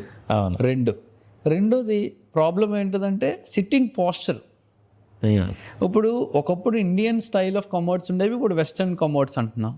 ఇండియన్ స్టైల్ ఆఫ్ దాంట్లో అడ్వాంటేజ్ ఏంటంటే మీరు న్యాచురల్గా కూర్చున్నప్పుడు థైస్ రెండు స్టమక్ మీదకి వస్తాయి, కింద కూర్చున్నప్పుడు యానల్ కెనాల్ ఓపెన్ అవుతుంది. This is more natural way of passing stool, అంటే మోషన్ పాస్ అవ్వడానికి చాలా న్యాచురల్ వే. ఎందుకంటే కడుపుని ఇలా నొక్కుతావు, ముందుకు వచ్చినప్పుడు వెనక్కి వచ్చినప్పుడు ప్రెషర్ ఇస్తావు, యానల్ కెనాల్ ఓపెన్ అవుతుంది. చాలా ఈ వెస్టర్న్ కామర్స్ చాలా మంది అంటే బెంచ్ మీద కూర్చున్నట్టు కాళ్ళు గాలి ఏలాడుతున్నాయి అనుకోండి, యూ కెనాట్ సపోర్ట్, అప్పుడు వాళ్ళకి టఫ్ ఉంటుంది. So sitting posture difficult. తర్వాత మనకు మామూలుగా స్టూల్ బయటకు రావాలన్నా స్టూల్ వెయిట్ ఉందనుకోండి, ప్రాపర్గా అంటే ఫైబర్ ఉందనుకోండి, స్టూల్లోని వెయిట్ ఉందనుకోండి, మీరు వెళ్దాం అనుకున్న వెంటనే వచ్చేస్తుంది. సో స్టూల్లో ప్రాపర్ ఫైబర్ కంటెంట్ ఉండాలి, అంటే మీరు తీసుకునే ఆహారంలో ఫైబర్ ఉండాలి. సో అది లేకపోయినా ప్రాసెస్డ్ ఫుడ్ ఎక్కువ తీసుకున్నా ఇది డిఫికల్ట్ అవుతుంది. థర్డ్, మీకు మామూలుగా హైడ్రేషన్ చాలా ఇంపార్టెంట్. ఏంటంటే మన బాడీ వాటర్ కన్జర్వ్ చేయడానికి ట్రై చేస్తూ ఉంటుంటుంది. సో మీరు ఫుడ్ తీసుకున్న తర్వాత వాటర్ తక్కువ తీసుకున్నారు, మామూలుగా ఓవర్ డేలో తక్కువ వాటర్ తీసుకున్నారనుకోండి, పెద్ద పేగు లార్జ్ ఇంటెస్టైన్లో ఏం చేస్తా అంటే స్టూల్ ఉన్న వాటర్ అంతా అబ్జర్వ్ చేసేస్తుంది, స్టూల్ హార్డ్ చేసేస్తుంది. ఓకే, అదే మీరు ప్రాపర్గా హైడ్రేటెడ్గా అంటే సరిపడగా నీళ్ళు రోజుకి 3-4 లీటర్లు వాటర్ తీసుకుంటున్నారు అనుకోండి, అప్పుడు స్టూల్లోని వాటర్ కంటెంట్ ఉంటుంది. సో ఈజీగా సాఫ్ట్గా ఈజీగా బయటకు వచ్చేస్తుంది. ఓకే, అది ఇంకొక ప్రాబ్లం ఏంటంటే, అసలు ఈ మధ్య ఇంకొక ప్రాబ్లం ఏంటంటే పెల్విక్ ఫ్లోర్ డిసెనర్జీ అని ఇంకో ప్రాబ్లం చూస్తున్నాం. ఇదేంటంటే సాధారణంగా మన మోషన్ వెళ్ళినప్పుడు కడుపు బిగపెడతాం, అంటే కడుపులో ప్రెషర్స్ పెంచుతాం. అండ్ స్టూల్ బయటకు రావాలంటే యానల్ కెనాల్లో ప్రెషర్ తగ్గించాలి, అంటే యానల్ కెనాల్ ఓపెన్ చేయాలి, కడుపులో ప్రెషర్ పెంచాలి.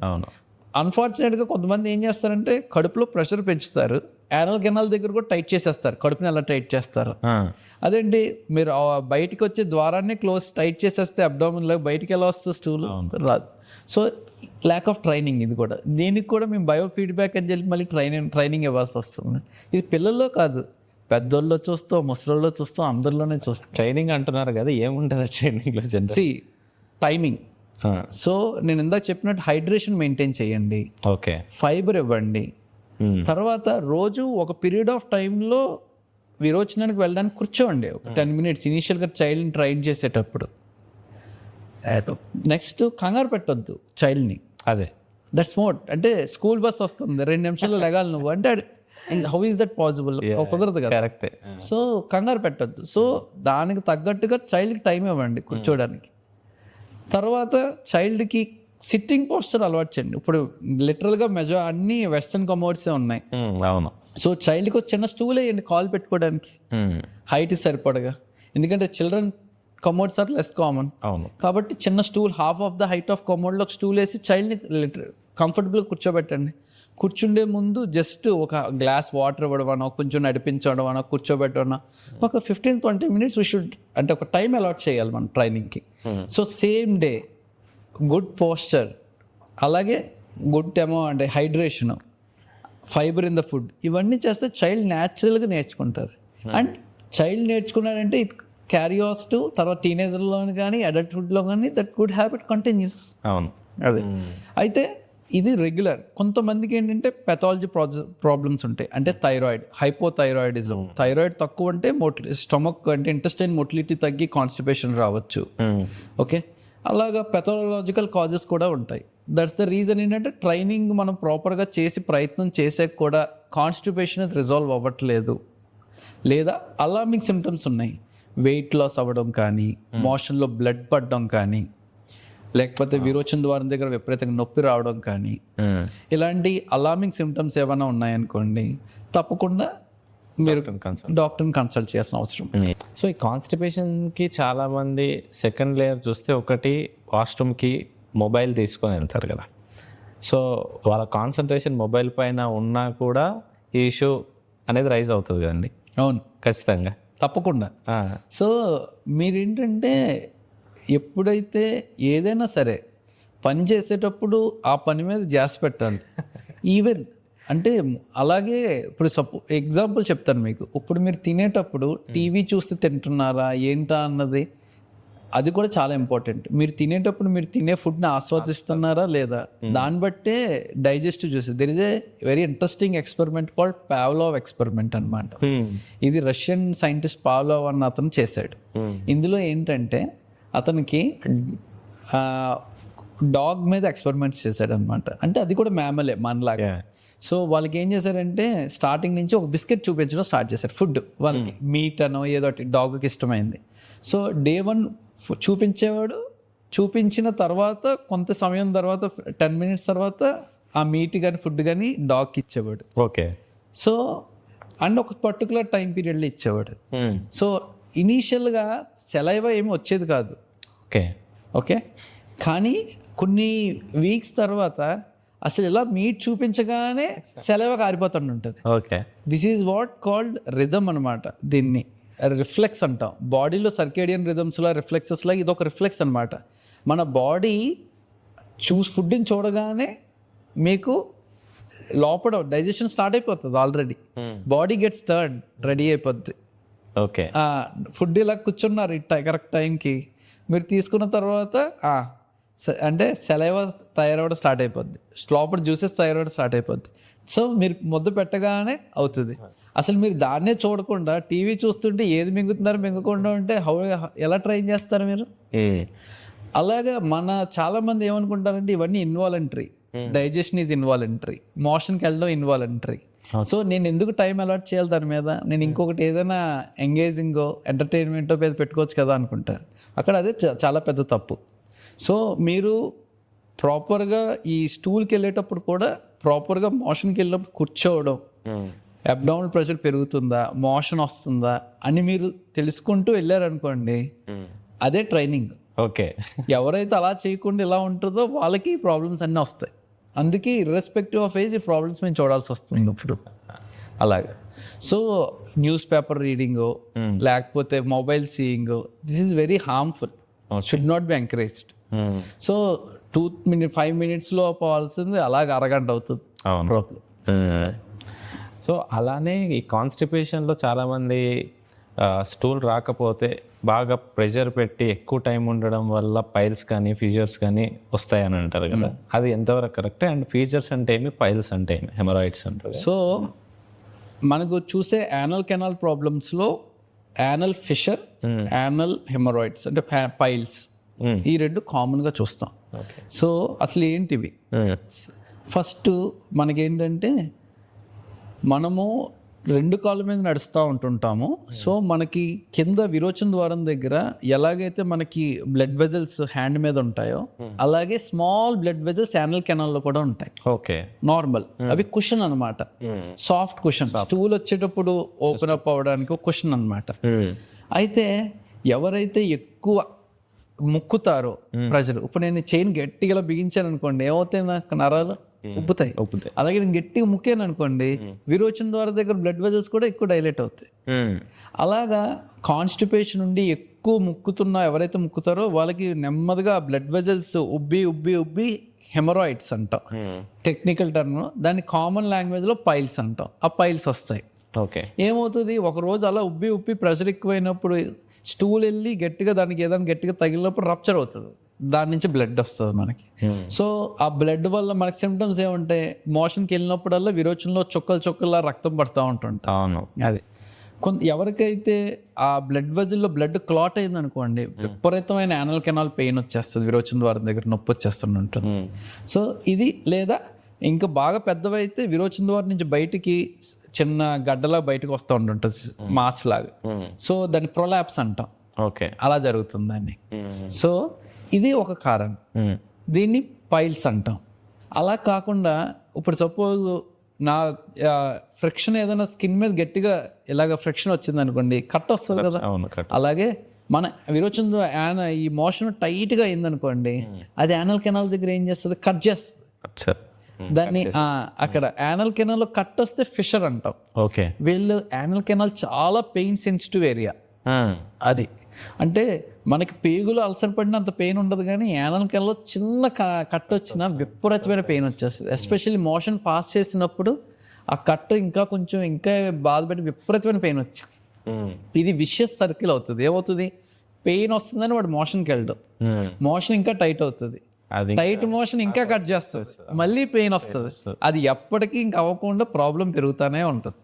దాన్ని మనం బ్రేక్ చేయాలి హీలింగ్కి. ఇప్పుడు వాళ్ళకి ఎక్కువ ముక్కినప్పుడు దీంట్లో ఏంటంటే కొంతమందికి ఇన్హెరెంట్గానే యానల్ కెనాల్లో అని టైట్నెస్ ఎక్కువ ఉంటుంది. అందువల్ల blood flow to anal canal తక్కువ ఉండడం వల్ల హీలింగ్ అది డిలే అవుతుంది వాళ్ళకి ఫిషర్ది. Okay okay. సో ఇవన్నీ చెప్పాను కదా, మీరు ప్రాపర్ ఫైబర్ తీసుకొని ఈ కాన్స్టిపేషన్ అనే ప్రాబ్లం అవాయిడ్ చేస్తే న్యాచురల్గా వెళ్ళిపోతుంది. ఎస్పెషల్లీ ఐటీ పాపులేషన్లో చాలా కామన్గా చూస్తాం. అంటే ప్రొలాంగ్డ్ సిట్టింగ్ ఎవరికి అవసరం ఉందో వాళ్ళకి ఎక్కువ ఉంటాం. వాళ్ళకి మేము ఏం చెప్తాం, ఎక్కువసేపు కూర్చోద్దు, గంట కూర్చున్నారంటే ఇప్పుడు ఏంటి, prolonged sitting is as bad as smoking. ఎక్కువసేపు కూర్చుంటే స్మోకింగ్తో సమానం. స్మోకింగ్ అయిపోయింది. కూర్చున్నారా గంట, నించోండి, 10 అడుగులు వేయండి, మళ్ళీ వచ్చి కూర్చోండి. ఓకే, అలా వెళ్ళి 10 అడుగులు వేసినప్పుడు ఒక గ్లాస్ నీళ్ళు తాగిరండి. ఇవన్నీ చెప్తుంటుంటాం. సో దీని ద్వారా కాన్స్టిపేషన్ అది అవాయిడ్ చేయడం ఇది కామన్గా ఉంటుంది ఫిషర్ అది అన్నది. సో గట్ హెల్త్కి చాలామందికి నిద్ర, స్లీప్ అండ్ గట్ హెల్త్ రిలేటెడ్గా ఏమైనా లింక్ ఉందా? ఎంత ఇంపార్టెంట్ రోల్ ప్లే చేస్తుంది నిద్ర on gut health? Okay, so sleep కూడా ఒక హెల్దీ లైఫ్ స్టైల్లో చాలా ఇంపార్టెంట్ కాంపోనెంట్ నిద్ర అన్నది మన బాడీలో విపరీతమైన చాలా ఎఫెక్ట్స్ ఉంటుంది నిద్ర వల్ల. సో మీరు అలసిపోయిన బాడీ వల్ల రీఛార్జ్ అవుతుంది స్లీప్ టైంలో, రికవరీ. సో ఈ స్లీప్ అన్నది ఒక సర్కేడియన్ రిథమ్ అంటాం. సర్కేడియన్ రిథమ్ అంటే మామూలుగా మనకి బయట మీరు క్లాక్ పెట్టినా పెట్టకపోయినా లోపల న్యాచురల్గా బయలాజికల్ క్లాక్ ఉంటుంది. అంటే ఈ టైంకి ఇది అయిపోవాలని ఆల్రెడీ ఫిక్స్డ్ ఉంటుంది బాడీ. ఓకే, సో అందులో పాటుగా సర్కేడియన్ రిథమ్స్ ప్రకారమే మీ హార్మోన్స్ కానీ మీ యాక్టివిటీ కానీ మీ డైజెస్టివ్ సిస్టమ్ కానీ రన్ అవుతూ ఉంటుంటుంది. సో ఈ స్లీప్ అన్నది ప్రాపర్గా ఏంటంటే, సో మనకి స్టమక్లో కూడా ఒక బయలాజికల్ క్లాక్ ఉంటుంది, సెంట్రల్ బ్రెయిన్లో ఇంకో బయలాజికల్ క్లాక్ ఉంటుంది, 2 క్లాక్స్ ఉంటాయి. ఈ కడుపులో బయలాజికల్ క్లాక్ ఇంటెస్టైన్లో ఉండదు, అంటే గట్లో ఉన్న బయలాజికల్ క్లాక్ నేను ఇందాక మీకు ఎక్స్ప్లెయిన్ చేసినట్టు కరెక్ట్గా మీరు రోజు సపోజ్ 1 గంటకి భోజనం చేస్తున్నారు అనుకోండి, కరెక్ట్గా 12-12:30 అవగానే ఆకలేస్తుంది. అవును, కరెక్ట్. ఎవరు చెప్తున్నారు ఆకలేస్తుంది తినమని? కడుపులో ఉన్న బయలాజికల్ క్లాకే కరెక్ట్గా హార్మోన్స్ అన్ని సెట్ చేసి, అరే కార్తిక్ పద ఇది టైప్ టు హ్యావ్ ఫుడ్ తినాలి నువ్వు ఈ టైంకి అని. అప్పటికి అన్ని జ్యూసెస్ అన్ని తయారై ఉంటాయి, మీరు కరెక్ట్గా ఇవ్వగానే జ్యూసెస్ అన్ని పనిచేస్తాయి, కరెక్ట్గా డైజెస్ట్ అవుతుంది. అలాగే నైట్ ఈ టైం కంటూ అవుతుంది. సో దీన్ని కంట్రోల్ చేసేది సెంట్రల్ బ్రెయిన్లో ఉన్నది మెయిన్ రెగ్యులేటర్ సర్కేడియన్ రిథమ్. దాంట్లోని మీరు ఆ సర్కేడియన్ రిథంలో స్లీప్ అది చాలా ఇంపార్టెంట్. స్లీప్ ఉండడం వల్ల, స్లీప్ ప్రాపర్గా ఉండడం వల్ల ఏమవుతుందంటే ఈ గట్ మొటిలిటీ అవ్వచ్చు, ఈ హార్మోన్స్ అవ్వచ్చు, అన్ని జాగ్రత్తగా ఉంటాయి. ఓకే, ఇప్పుడు దాన్ని బ్రేక్ చేద్దాం అంటే నైట్ షిఫ్ట్స్. సడన్గా మీరు మొన్నటిదాకా మామూలు మార్నింగ్ వర్క్స్ చేశారు, సడన్గా నైట్ షిఫ్ట్స్ పడినాయి మీకు, రాత్రి అంతా నిద్ర ఉండదు కొత్తగా, మొత్తం ఈ హార్మోనల్ బ్యాలెన్స్ కావచ్చు, గట్ రిథమ్ అంతా డిస్టర్బ్ అవుద్ది. న్యాచురల్గా మీకు స్టమక్ గట్ ఇష్యూస్ అన్ని స్టార్ట్ అయిపోతుంటాయి న్యాచురల్గా. మీ ఫుడ్ సరిగ్గా తింటే కడుపు నిండుగా ఉంటుంది అనిపిస్తుంది, కొంచెం తింటే రిఫ్లెక్స్ ఎక్కువ అనిపిస్తుంటుంది, ఈ ప్రాబ్లమ్స్ అన్ని స్టార్ట్ అవుతుంటాయి. లేదు, రెండోది, సో స్లీప్ అన్నది చాలా important. So sleep will recharge you. చాలా ఇంపార్టెంట్. అంటే చాలా మందికి ఇరిటబుల్ బౌల్ సిండ్రోమ్ అని ఉంటుంది. అంటే అది ఏంటంటే కడుపులో నొప్పి ఉండడం, మోషన్స్కి ఎక్కువసార్లు వెళ్ళడం, లేదా కాన్స్టిపేషన్ ఉండడం అన్నీ జరుగుతుంటుంది. ఎవరికైతే నిద్ర బాగాలేదో ఈ ఇష్యూస్ ఎక్కువ ఉంటాయి, గట్ రిలేషన్స్. ఎవరైతే ప్రాపర్గా స్లీప్ తీసుకుంటారో వాళ్ళకి గట్ రిలేటెడ్ ఇష్యూస్ తక్కువ ఉంటాయి. ఓకే, అలాగే ఈ స్లీప్ అన్నదాన్ని మాట్లాడినప్పుడే టైమింగ్ ఆఫ్ ఫుడ్ గురించి కూడా మనం మాట్లాడాలి. చెప్పాను కదా, సో ఇప్పుడు దాకా చెప్పినట్టు మీకు ఆల్రెడీ స్టమక్లో గట్లో బయలాజికల్ క్లాక్ ఉంది. ఇట్ ఈస్ అది 2 గంటలకు భోజనం వస్తుందని ఎక్స్పెక్ట్ చేస్తుంది, మీరు ఇవ్వలేదు 2 o'clockకి, ఏదో 5కి ఇచ్చారు. అదేంటి అప్పటికే జ్యూసెస్ అని తయారు చేసింది, ఇప్పుడు 5కి ఏమో జ్యూసెస్ తయారు చేయాలని దానికి తెలియదు. సడన్గా మీరు ఆల్టర్ చేస్తున్నారు. ఇర్రెగ్యులర్ ఫుడ్ హ్యాబిట్స్ అంటే ఇర్రెగ్యులర్ టైమింగ్స్, అంటే సరైన టైంకి తీసుకోకపోవడం వల్ల, దానివల్ల డెఫినెట్గా లాంగ్ టర్మ్లో గట్ రిలేటెడ్ ప్రాబ్లమ్స్ వస్తాయి. అలాగే మీరేమో ఎప్పుడు 8 తినాలి కానీ లేట్ నైట్ తిన్నారు 12 గంటలకు 1 గంటకి, అదేంటి అప్పుడే పడుకుంటున్నారు మళ్ళీ తిన్న వెంటనే. సో గట్టిగా అలవాటు పడట్లేదు అది. So irregular food habits, lack of proper sleep, ఇవన్నీ ఇంటర్లింక్డ్. ఇవన్నీ ప్రాపర్ టైం తిన్నా కూడా నిద్ర రాదు. కరెక్ట్. నిద్ర రాకపోయినా ఇష్యూస్ వస్తాయి. సో ఇవి చాలా ఇంపార్టెంట్. సో అందువల్ల మీ ఫుడ్ హ్యాబిట్స్, డైట్ ఇంటేక్ ఒక ప్రాపర్ టైమింగ్లో ఉండాలి, ఫస్ట్ పాయింట్. సెకండ్, రోజు అదే పాయింట్ ఆఫ్ పీరియడ్ ఆఫ్ టైంలో, అంటే అదే టైంలో ఒక స్లీప్ రొటీన్ అన్నది అలవాటు చేసేస్తారు. రొటీన్ అన్నది చాలా ముఖ్యం ఒక హెల్త్కి. అందువల్ల డిసిప్లైన్ అనండి, మీరు రొటీన్ అనండి, ఏదైనా అనండి, దట్ ఈస్ చాలా ఇంపార్టెంట్ అనమాట ఒక హెల్దీ పర్సన్కి. అది గట్ హెల్త్ అనే కాదు, ఏ హెల్త్కి అయినా, బాడీలో ఏ ఆర్గాన్ హెల్తీగా ఉండాలన్నా చాలా ఇంపార్టెంట్. మనం ఎంత బాగా ఎక్సర్సైజ్ చేసి ఎంత బాగా తిన్నా నిద్ర లేకపోవడం వల్ల హార్ట్ అటాక్స్ వచ్చిన వాళ్ళని చాలా చూసాము. డెఫినెట్గా స్ట్రెస్. డాక్టర్స్ కూడా చాలా మంది, గొప్ప గొప్ప డాక్టర్స్ కూడా అలానే కంటిన్యూస్ షిఫ్ట్స్ వల్ల స్ట్రెస్ పెరిగిపోయి కూడా చనిపోయిన వాళ్ళు మనం చాలా స్టడీస్ చూసాము. సో గట్ హెల్త్ అనగానే మీకు గట్ హెల్త్ ఉంది, సరే ప్రీబయోటిక్స్ ప్రోబయోటిక్స్ నువ్వు వెంబడే వాడాలి అంట. సో వాట్ ఎగ్జాక్ట్లీ ప్రీబయోటిక్స్ అంటే ఏంటి, ప్రోబయోటిక్స్ అంటే ఏంటి, వాటి యూజెస్ ఏంటి? అండ్ ఇంకొకటి ఏమంటే ప్రోబయోటిక్ సప్లిమెంట్స్ ఇస్తే అది యాసిడ్ వల్లనే అక్కడే ఆ బ్యాక్టీరియా అంతా చనిపోతుంది, వాటి వల్ల పెద్దగా ఉపయోగం లేదు అనేది కూడా ఉంది. సో అది ఎంతవరకు కరెక్ట్? సో చాలా మంచి క్వశ్చన్. ఏంటంటే ప్రోబయోటిక్ అంటే మనం ఇప్పుడు దాకా గట్ బ్యాక్టీరియాలు, గుడ్ బ్యాక్టీరియా, బ్యాడ్ బ్యాక్టీరియా అనుకున్నాం. అందులో పాటు డైవర్సిటీ ఉండాలి, అంటే అందరూ ఉండాలి. ఇండియాలో ఎలాగైతే వేరియస్ లాంగ్వేజెస్ మాట్లాడే వాళ్ళు, వేరియస్ రిలీజియన్స్, క్యాస్ట్ ఎలా కలిసి ఉన్నారో, ఇంటెస్టైన్లో కూడా గుడ్ బ్యాక్టీరియా, అన్ని బ్యాక్టీరియాలు ఒకే స్పీషీస్, అంటే ఒకే జాతికి సంబంధించిన బ్యాక్టీరియా ఉన్నది బ్యాడే. ఓకే. కొన్ని లక్షల వెరైటీ ఆఫ్ స్పీషీస్ ఉంటాయి మన బ్యాక్యాట్లో. అంత ఎంత వెరైటీ ఉంటే అంత హెల్తీ మీరు. ఓకే. దాన్ని డైవర్సిటీ అంటాం, మైక్రోబియల్ డైవర్సిటీ అంటాం. ఓకే. సో ఆ డైవర్సిటీ, సో ఈ గట్ హెల్త్ని, గట్ బ్యాక్టీరియా హెల్తీయా కాదా అని చెప్పడానికి రెండే విషయాలు. అందులో మోస్ట్ ఇంపార్టెంట్ ఈ డైవర్సిటీ. ఈ డైవర్సిటీ అన్నది ఉంటేనే హెల్తీగా ఉన్నట్టు. అలాగే గుడ్ బ్యాక్టీరియా స్పీషీస్ కొన్ని ఏమున్నాయి, బ్యాడ్ బ్యాక్టీరియా స్పీషీస్ డివైడ్ చేశారు. సో గుడ్ బ్యాక్టీరియా ఎక్కువ ఉండాలి, బ్యాడ్ బ్యాక్టీరియా తక్కువ ఉండాలి. సో దీంట్లో మనం ప్రోబయోటిక్స్ అన్నది ఏంటంటే, పీపుల్ థాట్ ఒకప్పుడు ఏంటంటే ఎలా గుడ్ బ్యాక్టీరియా ఒకటి వేస్తే మంచిది అవుతుంది కదా అని. ఇన్ని లక్షల దాంట్లో ఈ ఒక్క బ్యాక్టీరియా వేసినంత మాత్రాన పెద్ద తేడా రాదు. ఇది ఏంటంటే సైంటిఫిక్గా ఆలోచిస్తే ఇదంతా ఒక పెద్ద market. Okay. Rather than truth. సైన్స్లోని జస్ట్ 2 or 3 ఇండికేషన్స్ ఉన్నాయి ఓకే ప్రోబయోటిక్స్కి. అంటే సైంటిఫికల్లీ ప్రూవెన్, అంటే ఒక ప్రాపర్ ర్యాండమైజ్డ్ కంట్రోల్ ట్రయల్. అంటే ట్రయల్ అంటే ఎలాగా, ఒక 50 మంది పేషెంట్లు తీసుకొని అందులో సగం మందికి ఏమో ప్రోబయోటిక్ ఇచ్చి సగం మందికి ప్రోబయోటిక్ ఇవ్వకుండా స్టడీ చేస్తే నిజంగా ప్రోబయోటిక్ ఇచ్చిన వాళ్ళకి బెనిఫిట్ ఉందా లేదా అని తెలుస్తుంది. ఓకే. అలాంటి ప్రాపర్ స్టడీ చేస్తే 2-3 ఇండికేషన్స్ ఉన్నాయి అంతే. అంటే అంతే, లీస్ట్ చాలా లీస్ట్. అంటే అందులో ఏమున్నాయి మనకి, ఒకటి యాంటీబయోటిక్ అసోసియేటెడ్ డైరియా అంటాం. అంటే యాంటీబయాటిక్స్ వేసుకోవడం వల్ల బ్యాక్టీరియా ఆల్రెడీ బాడీలో గట్ ఎలా బయట ఇన్ఫెక్షన్ చచ్చిపోతుందో గట్ బ్యాక్టీరియా కూడా చచ్చిపోతుంది. చచ్చిపోయినప్పుడు ఇంబ్యాలెన్స్ వల్ల డయేరియా అవుతుంది కొంతమందికి. వాళ్ళు ప్రోబయోటిక్స్ ఇవ్వడం వల్ల వచ్చే అవకాశం తక్కువ ఉందని చెప్పి స్టడీ ఉంది కాబట్టి అందులో ఒకసారి ట్రై చేయొచ్చు. కానీ చాలా మందికి అసలు ప్రోబయోటిక్స్ ఇవ్వకుండానే తగ్గిపోతుంది యాంటీబయాటిక్ అసోసియేటెడ్ డయేరియా. ఈ మధ్య ప్రోబయోటిక్స్ అంటున్నాం కానీ జనరల్గా మనకి ఇంతకుముందు లేదు.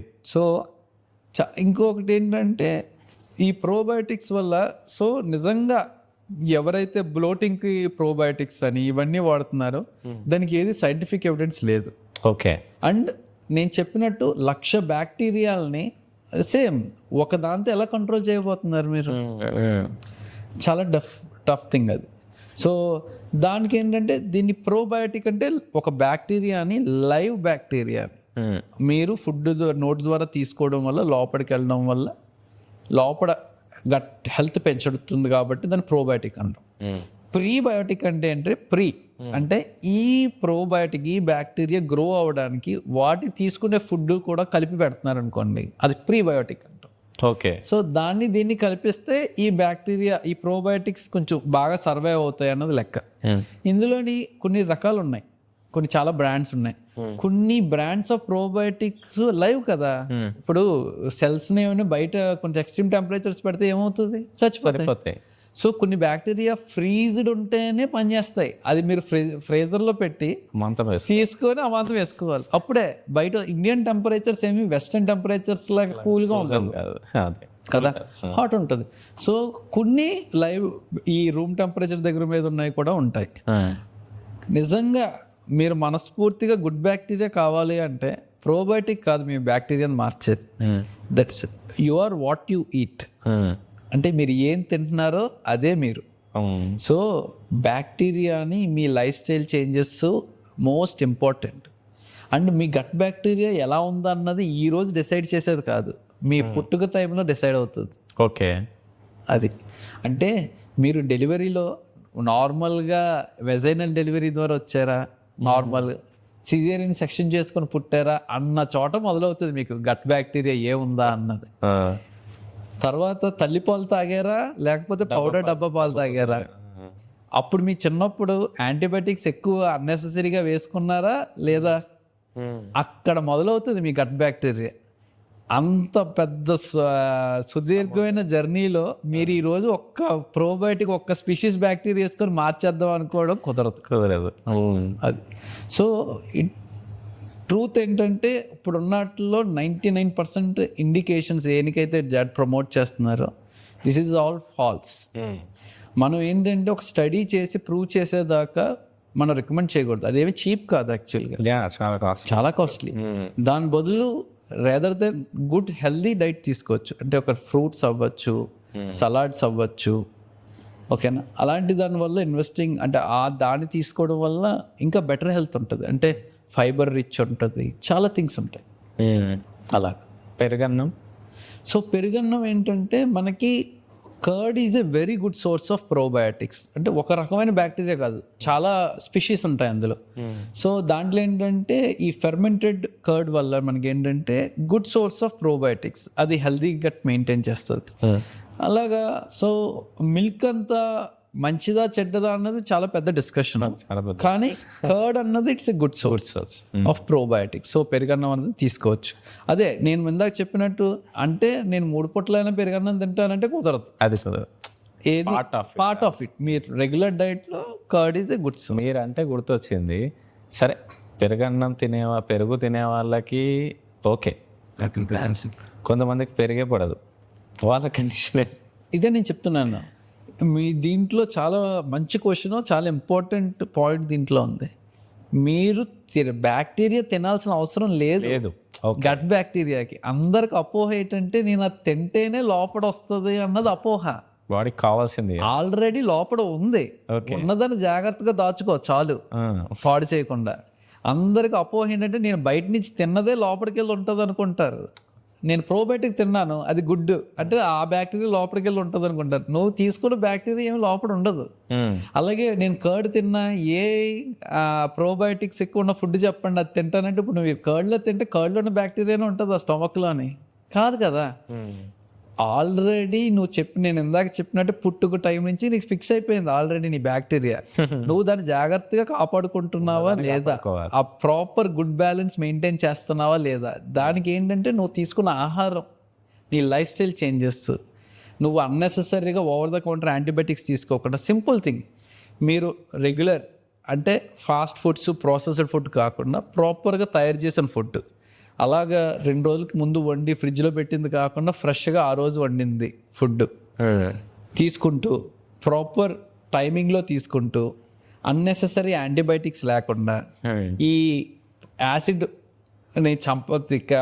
తగ్గించడానికి టాబ్లెట్లు ఏమి వేసుకోకుండా న్యాచురల్గా ఉంటూ, మీరు స్మోకింగ్, ఆల్కహాల్ అన్నది బ్యాడ్ హ్యాబిట్స్ ఏమీ లేకుండా, ప్రాపర్గా అలాంటి ఎడిక్షన్స్ లేకుండా మామూలుగా మెయింటైన్ చేయగలిగితే that it self and good amount of sleep, అదే నేను చెప్తున్నాను. అండ్ యాక్టివ్ లైఫ్ అంటే సెడెంటరీ లైఫ్ అంటే ఎక్కువసేపు కూర్చోకుండా కొంచెం ఎక్సర్సైజ్, సింపుల్ ఇవన్నీ చేస్తే మీ గట్లో ఉన్న bacteria is definitely good. Test చేయించుకోవాల్సిన అవసరం లేదు, I can write it down. టెస్ట్లు కూడా ఇప్పుడు అన్నెసెసరీ ఎక్కువ అవుతుంది, చాలా కాస్ట్లీ. అన్ఫార్చునేట్గా ఏంటంటే టెస్ట్ చేసినోడికి కూడా దాన్ని ఎలా ఇంటర్ప్రిట్ చేయాలో తెలియదు. అది రీసెంట్లీ నేను కూడా చదివా. First point. ఈ మధ్య వచ్చాయి అంటే పెద్ద లిస్ట్, అది వచ్చినా కూడా ఇంటర్ప్రిట్ చేయడానికి కూడా సో కష్టం. సో టెస్ట్ చేసినోడు కూడా ఇంటర్ప్రిట్ చేయలేడు వాడు. అండ్ ఒకవేళ ఎవరైనా ఇంటర్ప్రిట్ చేసినా దాన్ని ఎలా మార్చాలో కూడా ఎవరికి తెలియదు. ఓన్లీ హెల్దీ లైఫ్ స్టైల్ బట్టే తెలుస్తుంది మనకి. అది చాలామంది పేరెంట్స్ ఎస్పెషల్లీ 20s 30s వాళ్ళందరూ కష్టపడి బాగా పని చేసుకుంటే యాక్టివ్గా ఉన్న, ఇప్పుడు మా పేరెంట్స్ ఏజ్ అనుకున్నా కానీ వాళ్ళు ఒక పాయింట్ వరకు బాగా తిని ఖర్చు పెట్టి అరిగించుకునే స్టేజ్ ఉంది. కానీ ఒక ఏజ్ 35 కానీ 45 కానీ 50 కొన్ని కేసెస్ అంటే చాలా మెజారిటీ ఆఫ్ పేరెంట్స్లో నేను గమనించాను. అది ఏమంటే అప్పటి వరకు అన్నీ తిని పడిన ఫుడ్ జనరల్ వాళ్ళు బయటి ఫుడ్ కూడా తినరు. ఇంట్లో బగారన్నం చేసిన ఓకే, లేదంటే ఏదన్నా కొంచెం స్పైసీగా హోమ్ మేడ్ ఫుడ్డే అది చేసినా కూడా they feel so discomfort. Correct.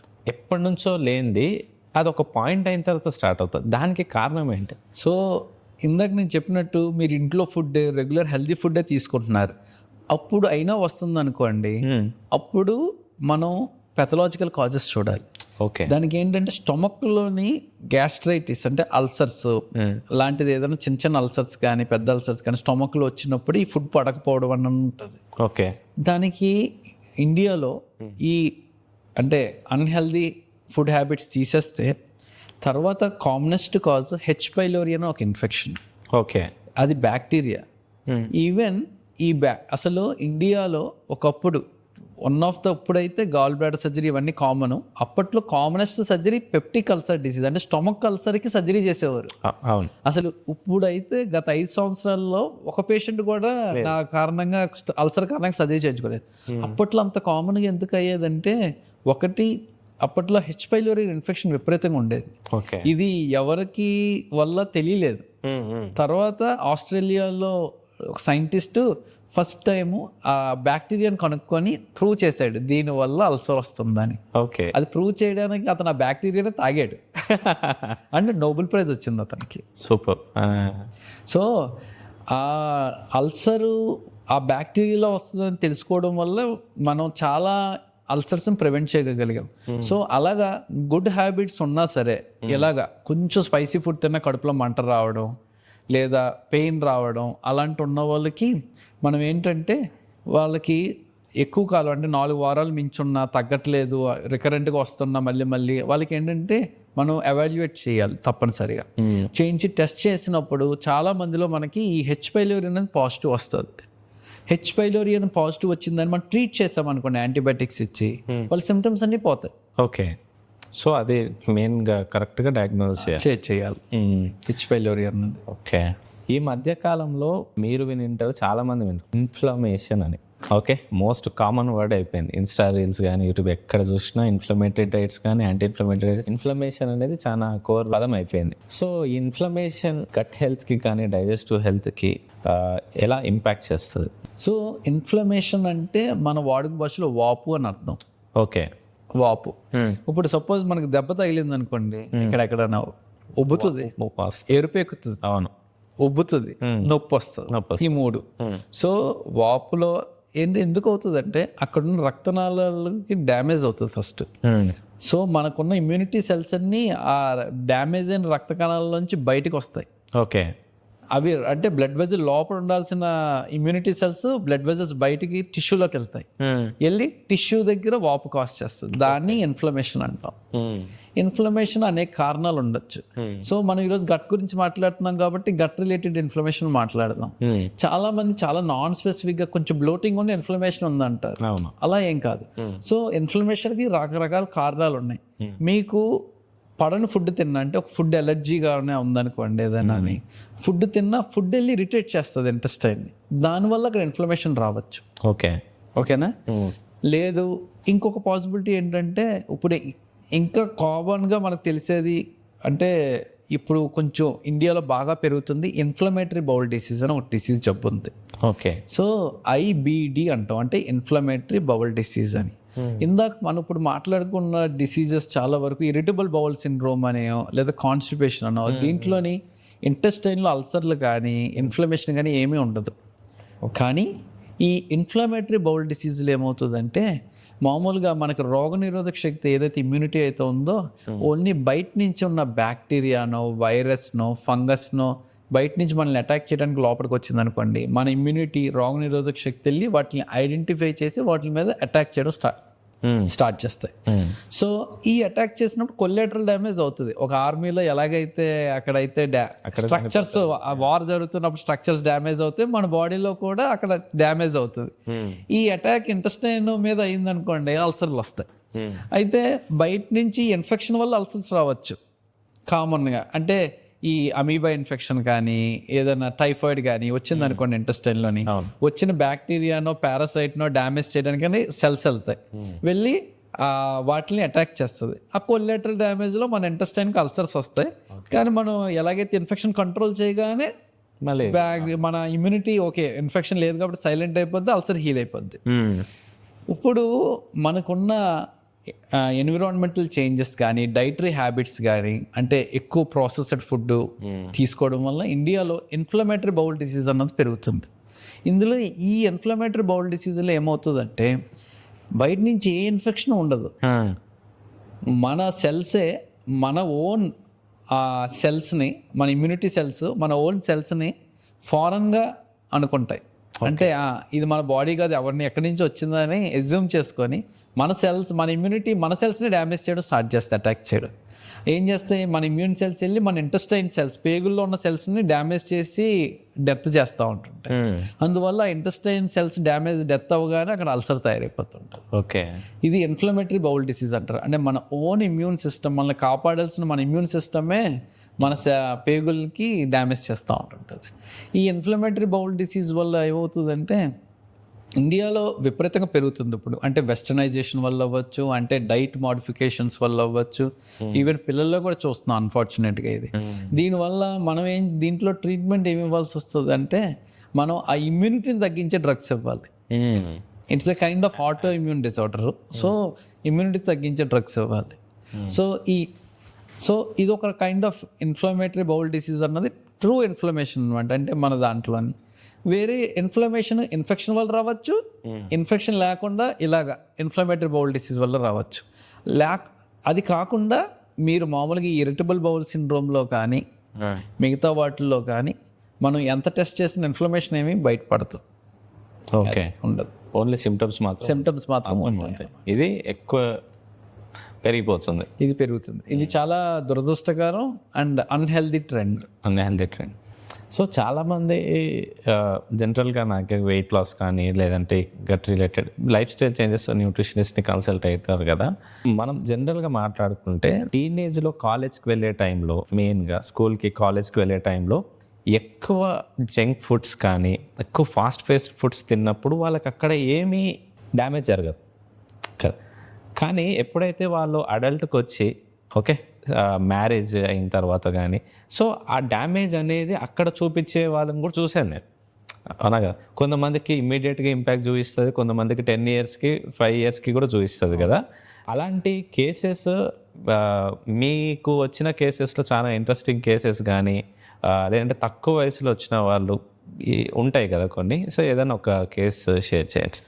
So నేను ఇందాక చెప్పినట్టు మన గట్లోని ఏదైతే అన్హెల్దీ గట్ ఇష్యూస్ అని స్టార్ట్ అవడం అన్నది నేను చెప్పినట్టు బ్యాక్టీరియా చిన్నప్పుడు పుట్టుక స్టార్ట్ అవుతుంది. అది సో మీరు ఈరోజు కర్మ అంటాం కదా, అది.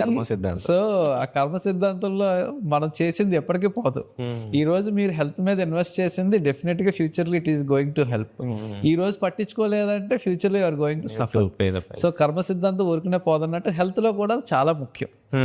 సో మీరు ఇప్పుడు కాలేజ్ లైఫ్ లో ఏంటంటే గట్ అంతా ఇంటిగ్రేటెడ్గా ఉంటుంది. ఇప్పుడు ముసలోడిని కొట్టడంలోని దెబ్బ కొట్టడానికి కుర్రోడిని దెబ్బ కొడితే హీల్ అవ్వడానికి తేడా ఉండదా చాలా. సో అలాగే with age there will be changes in the biological system. అంటే మన బయాలజీలో కూడా చేంజెస్ వస్తుంటాయి. అంటే ఇప్పుడు దెబ్బ చూడు 60 years వాడికి దెబ్బ ఎంత త్వరగా మానుతుంది, ఒక 20 years కుర్రోడికి ఎంత త్వరగా మానుతుంది. There is a lot of చాలా తేడా ఉంటుంది. అలాగే సో ఇనీషియల్గా మీరు ఏం చేసినా చెల్లుబాటు అవుతుంది. కొంతమందికి చెల్లుబాటు అవ్వకపోవచ్చు, కానీ కొంతమంది చాలా మంది వరకు చెల్లుబాటు అవుతుంది. కానీ దట్స్ మీరు చేస్తున్న తేడా అంతా పెరుగుతూ ఉంటుంది. సో తర్వాత అయిన తర్వాత ఇంకా అదే కంటిన్యూ అయిందనుకోండి, ఒక పాయింట్ ఆఫ్ టైంలో మీ గట్ బ్రేక్ డౌన్ అవుతుంది. దెన్ మీరు సిమ్టమ్స్ స్టార్ట్ అవుతాయి. ఇంకా మళ్ళీ స్టార్ట్ అయిందని మళ్ళీ సెట్ చేయడానికి చాలా టైము, చాలా కష్టం అయిపోతుంది. అది. సో ఇన్వెస్ట్ ఇన్ హెల్త్ అంటే మీరు you should invest in health. అంటే ఎలాగైతే మనీ సేవ్ చేస్తామో, మనీలో అంటే ఇన్వెస్ట్మెంట్స్ అయి పెడతామో, అలాగే హెల్త్లో కూడా మనం ఇన్వెస్ట్ చేయాలి. చాలా ఇంపార్టెంట్ అది. హెల్త్ ఈజ్ వెల్త్ అని ఓకే అనలేరు కదా. ఈ మధ్య కాలంలో అంటే మన ఇండియా అనేది diabetic capital. Anywhere relation to diabetes and gut health, diabetes gut health ఎంతవరకు డ్యామేజ్ చేస్తుంది? Okay, vice versa anything? So చాలా ఇంపార్టెంట్. దురదృష్టవశాత్తు ఇండియాలో డయాబెటీస్ అన్నది విపరీతంగా పెరుగుతుంది. ఒబిసిటీతో పాటు అది పెరుగుతూ వెళ్తుంది. సో డయాబెటీస్ అన్నది చాలామంది అపోహ ఏంటంటే ట్రీట్మెంట్ స్టార్ట్ చేయండి అంటాం. అంటే life style changes are very important. So లేదండి, ట్రీట్మెంట్ స్టార్ట్ చేస్తే మళ్ళీ అది లైఫ్ లాంగ్ తీసుకోవాలని అంటారు. అక్కడ ప్రాబ్లం ఏంటంటే మీరు అన్కంట్రోల్డ్ షుగర్స్ ఏదైతే బాడీలో ఉంటాయో అవి ఎవ్రీ డే ఒక damage to the internal organs చేస్తూ ఉంటుంటాయి. అర్థమైందా? మీరు ఒక 5 years అన్ట్రీటెడ్గా ఉంచితే ఒక 5 years ఆఫ్ అంటే క్యుములేటివ్ డ్యామేజ్, అంటే ఒక డ్యామేజ్ అయ్యి ఉంటుంది బాడీకి అది. సో ఆ డ్యామేజ్లో నెర్వ్స్ అవ్వచ్చు, బ్లడ్ వెజల్స్ అవ్వచ్చు. ఆ బ్లడ్ వెజల్స్, నెర్వ్స్ ఎక్కడెక్కడైనా ఉండొచ్చు. బ్రెయిన్ అవ్వచ్చు, హార్ట్ అవ్వచ్చు, స్టమక్ అవ్వచ్చు, ఇంటెస్టైన్ అవ్వచ్చు. సో మనకు డయాబెటీస్లోని చాలా కామన్గా చూసేవి మొటిలిటీ డిజార్డర్స్, అంటే పేగులు కదలిక బాగా పాడైపోతుంది డయాబెటీస్ ఎవరికైతే షుగర్ కంట్రోల్ ఉన్నది. ఓకే. అంటే మీరు ఆశ్చర్యపోతారు, షుగర్ పూర్గా కంట్రోల్లో ఉన్న వాళ్ళు మనం మామూలుగా తిన్నది 2 గంటల్లో స్టమక్లోంచి పేగుల్లోకి వెళ్ళాలనుకో, వాళ్ళకి 5-6 గంటలైనా సరే, 8 గంటలైనా సరే ఆ స్టమక్లోనే ఫుడ్ ఉంటుంది, కదలేకపోతుంది. సో కొంతమందికి రివర్స్ అవుతుంది.